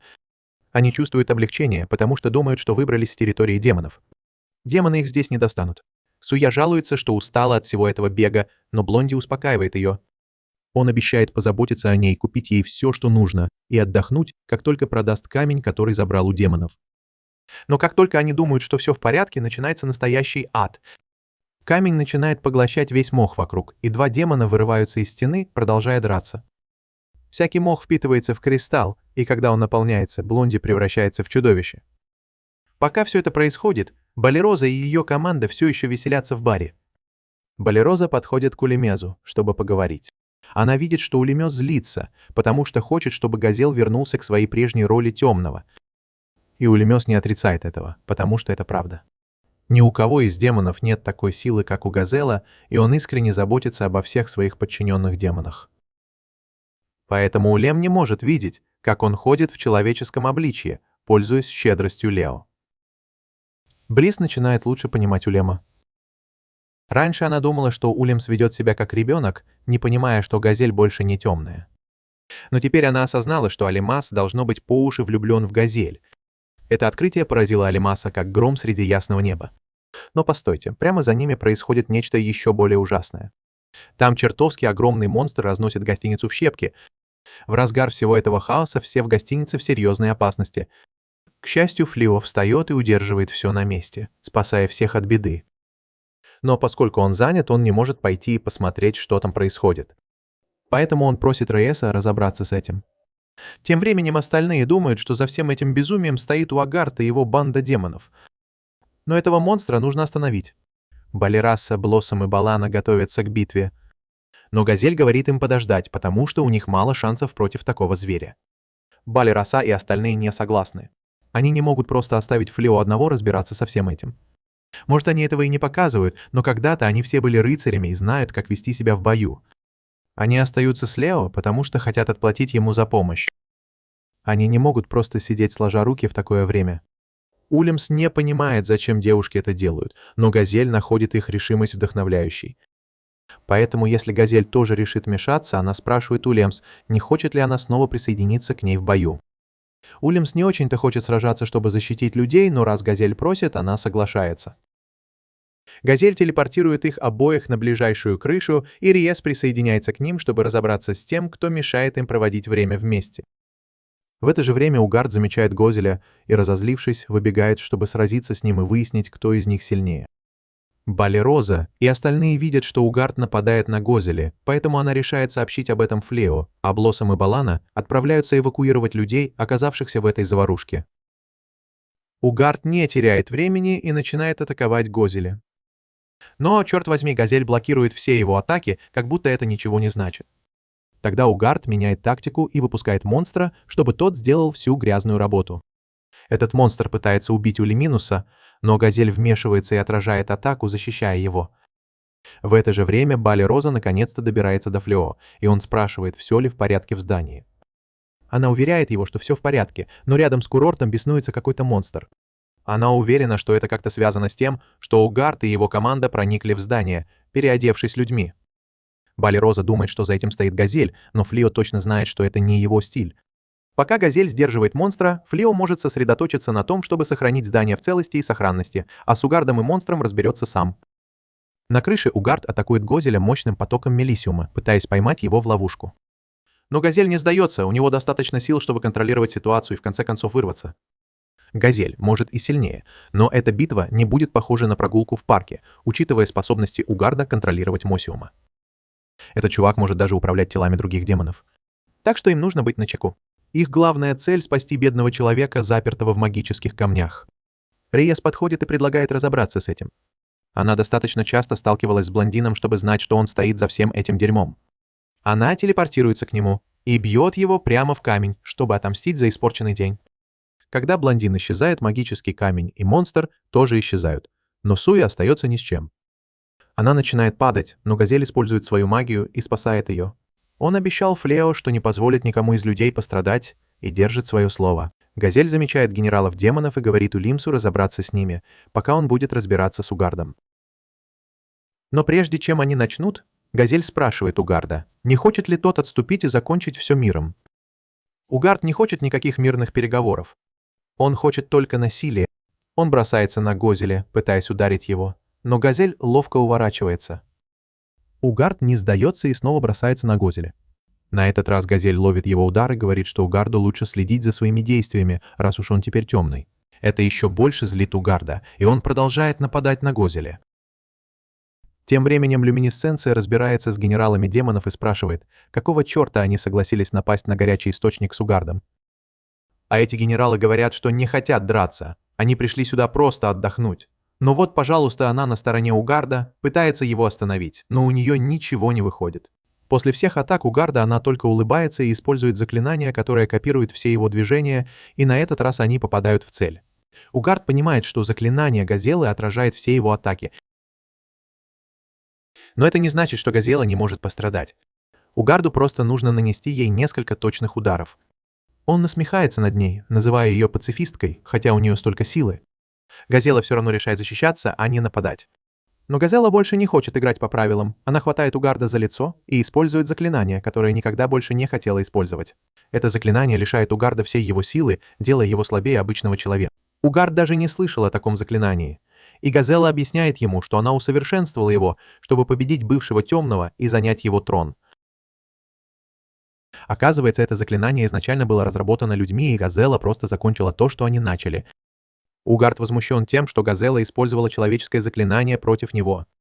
Но в этот момент хозяйка и ее команда достают специальные талисманы. Они используют их, чтобы связать Угарда и схватить его. И не только Угарда. Остальных его демонов тоже поймали. Хотя Пуфу, кажется, это нравится. У хозяйки было заклинание, которое действовало на всех Юкату, которые она выдала гостям. Поскольку команда Югард представляет опасность для всех здесь присутствующих, она использует Юкату, чтобы заставить их убраться отсюда. Алиминос в шоке от того, как легко было избавиться от этих придурков. Но тут она слышит внизу чьи-то аплодисменты и выглядывает посмотреть, что происходит. И что она видит? Рейес хлопает блондина по щекам. Суя пытается извиниться за то, что блондин натворил, говорит, что он не знал, что этот чертов камень превратит его в огромного монстра. Но Рейес продолжает хлопать его по щекам, пока не появляется Балераса и не говорит ей, что пора уходить, потому что Лео собирается использовать свою магию и починить курорт. Как только Лео все делает, остальные предлагают помочь привести все в порядок. Тем временем блондины Суя убегают, потому что персонал курорта гонится за ними. Блондин думает, что он ловкий, и достает свою волшебную лопату, чтобы сбежать, но случайно проваливается в яму с водой и улетает прочь. Хозяйка курорта благодарит Лео и его команду за помощь. Она не может предложить много в качестве награды, но говорит, что они могут наслаждаться отдыхом, пока они здесь. Теперь, когда все неприятности позади, Рейос наконец-то может насладиться ванной. Когда она заходит, ей нравится каждая минута. Улис немного стесняется, потому что боится воды. Но в конце концов она набирается смелости и тоже начинает наслаждаться. Берил и Хая тоже принимают ванну. Хотя Хая не понимает, почему горячая вода так хороша. Флос и Балана тоже здесь, и они хотят знать, что, черт возьми, делал Берели, пока все вокруг сходило с ума. Берели не знает, что ответить, и Хая говорит им, что они очень мило общались. Берели смущается и просит Хаю не делать из этого ничего особенного, но ее реакция кажется остальным странной. Лео и Газель в соседней комнате, и Лео рад, что девушки поладили. Он никогда не думал, что у него с Газель что-то получится. Газель с самого начала была заинтересована в Флео, потому что у Флео хватило смелости сохранять спокойствие даже перед лицом его силы. И обладая такой силой, Флео решил не использовать ее для собственной выгоды, а попытаться установить мир между людьми и демонами. Тогда он думал, что если они с Флео объединятся, то смогут раз и навсегда прекратить войну. Но Флео считает, что Газель слишком высокого мнения о себе. Конечно, Флео повезло с этим ледяным парнем, и он получил невероятную силу просто так. Но нет такого заклинания, которое могло бы остановить людей от войны. Ничего не изменится только потому, что они полагаются на магию. Так что Флео не знает, как, черт возьми, он собирается решить эту проблему с войной. Но теперь у него есть настоящие друзья в этом мире, которым он может доверять. Он собирается положиться на них и сделать все возможное, чтобы этот мир стал лучше. Когда Газель слышит это, он протягивает Флео руку и предлагает свою помощь в любых его планах. Флео соглашается и с радостью принимает ее. Чуть позже все собираются в доме и наслаждаются изысканными блюдами, приготовленными хозяйкой и ее помощницами. Одна из них даже угощает Рейса фирменным пирогом с угрем, который, как известно, придает сил на несколько часов. Рейс благодарит ее, и пока все едят, Балероза подходит к Газелю. Газель удивлена, потому что раньше Балероза никогда не подходила к нему сама. Он спрашивает, что ей нужно, и она говорит, что хочет поблагодарить его за то, что он сделал во время битвы. Рейс рассказал ей, что он старался защищать людей на протяжении всего сражения. Газель отмахивается, говоря, что это пустяки, потому что он не может нарушить обещание, которое дал ей. Но Уламис ревнует, потому что Газель сближается с Балеросой. Все веселятся за ужином, и когда приходит время ложиться спать, Брейс заходит проверить, как они. Она убеждается, что все спят, а потом подходит к Лео, который сидит и смотрит в небо. Теперь, когда они остались вдвоем, Лео спрашивает Рейс, что она думает о людях в целом. Она признается, что никогда особо не задумывалась об этом. Но на первый взгляд люди кажутся слабее, чем ее собственная раса. Но, проведя столько времени с людьми, она понимает, что превосходство — это не только военное дело. Она вспоминает, как Балероза нанесла ей поражение в кулинарном конкурсе, который они недавно проводили. Так что, хотя она не может сказать, что любит человеческую расу, она больше не считает их врагами. Но забыв о своих чувствах, она прямо спрашивает Флео, почему он задает этот вопрос ни с того ни с сего. Он говорит ей, что просто хотел узнать, на чьей она стороне. Война между людьми и демонами вот-вот станет еще более жестокой, и если что-то пойдет не так, Флео собирается защищать город и следить за тем, чтобы никто не пострадал. Он хочет, чтобы она была рядом с ним все это время, чтобы он не наделал глупостей. Он уверен, что пока она с ним, он сможет справиться совсем без проблем. Рейс уверяет его, что она всегда будет рядом, куда бы они ни отправились. Особенно потому, что они должны сделать все, чтобы мир был безопасным для их будущих детей. После этого они занимаются своими делами, и к утру Рейс уже в отличном настроении. Остальные понимают, что произошло, и Хая злится, потому что пропустила все веселье, потому что была без сознания. Когда они подходят к воротам курорта, Флео поднимает руку и объявляет, что пора возвращаться домой, и произносит заклинание телепортации. Вернувшись домой, все возвращаются к своим обычным делам. Блоссом снова работает в поле с Сабе, а Белана только что представилась своим одноклассникам. Она рассказывает им, что раньше плохо разбиралась в магии. Но благодаря своему учителю она стала чертовски хороша в этом. Теперь она будет стараться изо всех сил, чтобы передать все, чему научилась у Флео. Хая занимается своим магическим садом, и Блоссом в восторге от результатов, так что у них будет много овощей, которые они смогут продать в городе позже. Газель была очень занята, изучая, как делать оружие с Флео. Но Улима нас не понимает. Газель не собирается открывать оружейную лавку или что-то в этом роде, но она действительно думает об этом. Итак, Юла пытается отговорить его от этого. В этот момент появляется Балероза и хвалит Газель за то, что та помогла ей с доспехами. Они были просто идеальны для нее. Но Илюмина все еще злится, потому что Балероза так спокойна с Газель. Она начинает рычать на нее. Балероза пытается сменить тему и говорит о том, что сегодня состоится коронация принцессы. Она надеется, что демоны не нападут и не испортят все. Газель говорит ей, что не стоит беспокоиться об этом, потому что он запечатал Милсиум, так что в ближайшее время он не сможет начать атаку. Тем временем в столице принцессу Элизабет приветствуют ее подданные, потому что она только что стала королевой. Но когда она возвращается в замок, оказывается, что она не может найти своего отца. Она думает, что он, должно быть, сбежал, когда понял, что все его поступки вот станут известны. Несмотря на то, что он ее отец, Элизабет все равно должна убедиться, что он заплатит за все свои ошибки. Она не упустит возможность, которую дал ей Флео. Она клянется изменить все королевство, чего бы это ни стоило. Другие новости: Блонди и Суя снова в бегах. Прячутся в каком-то убежище, но это никого не удивляет. С наступлением ночи всех в доме Флео зовут на ужин, а Флео вспоминает, как он попал в этот мир совсем один.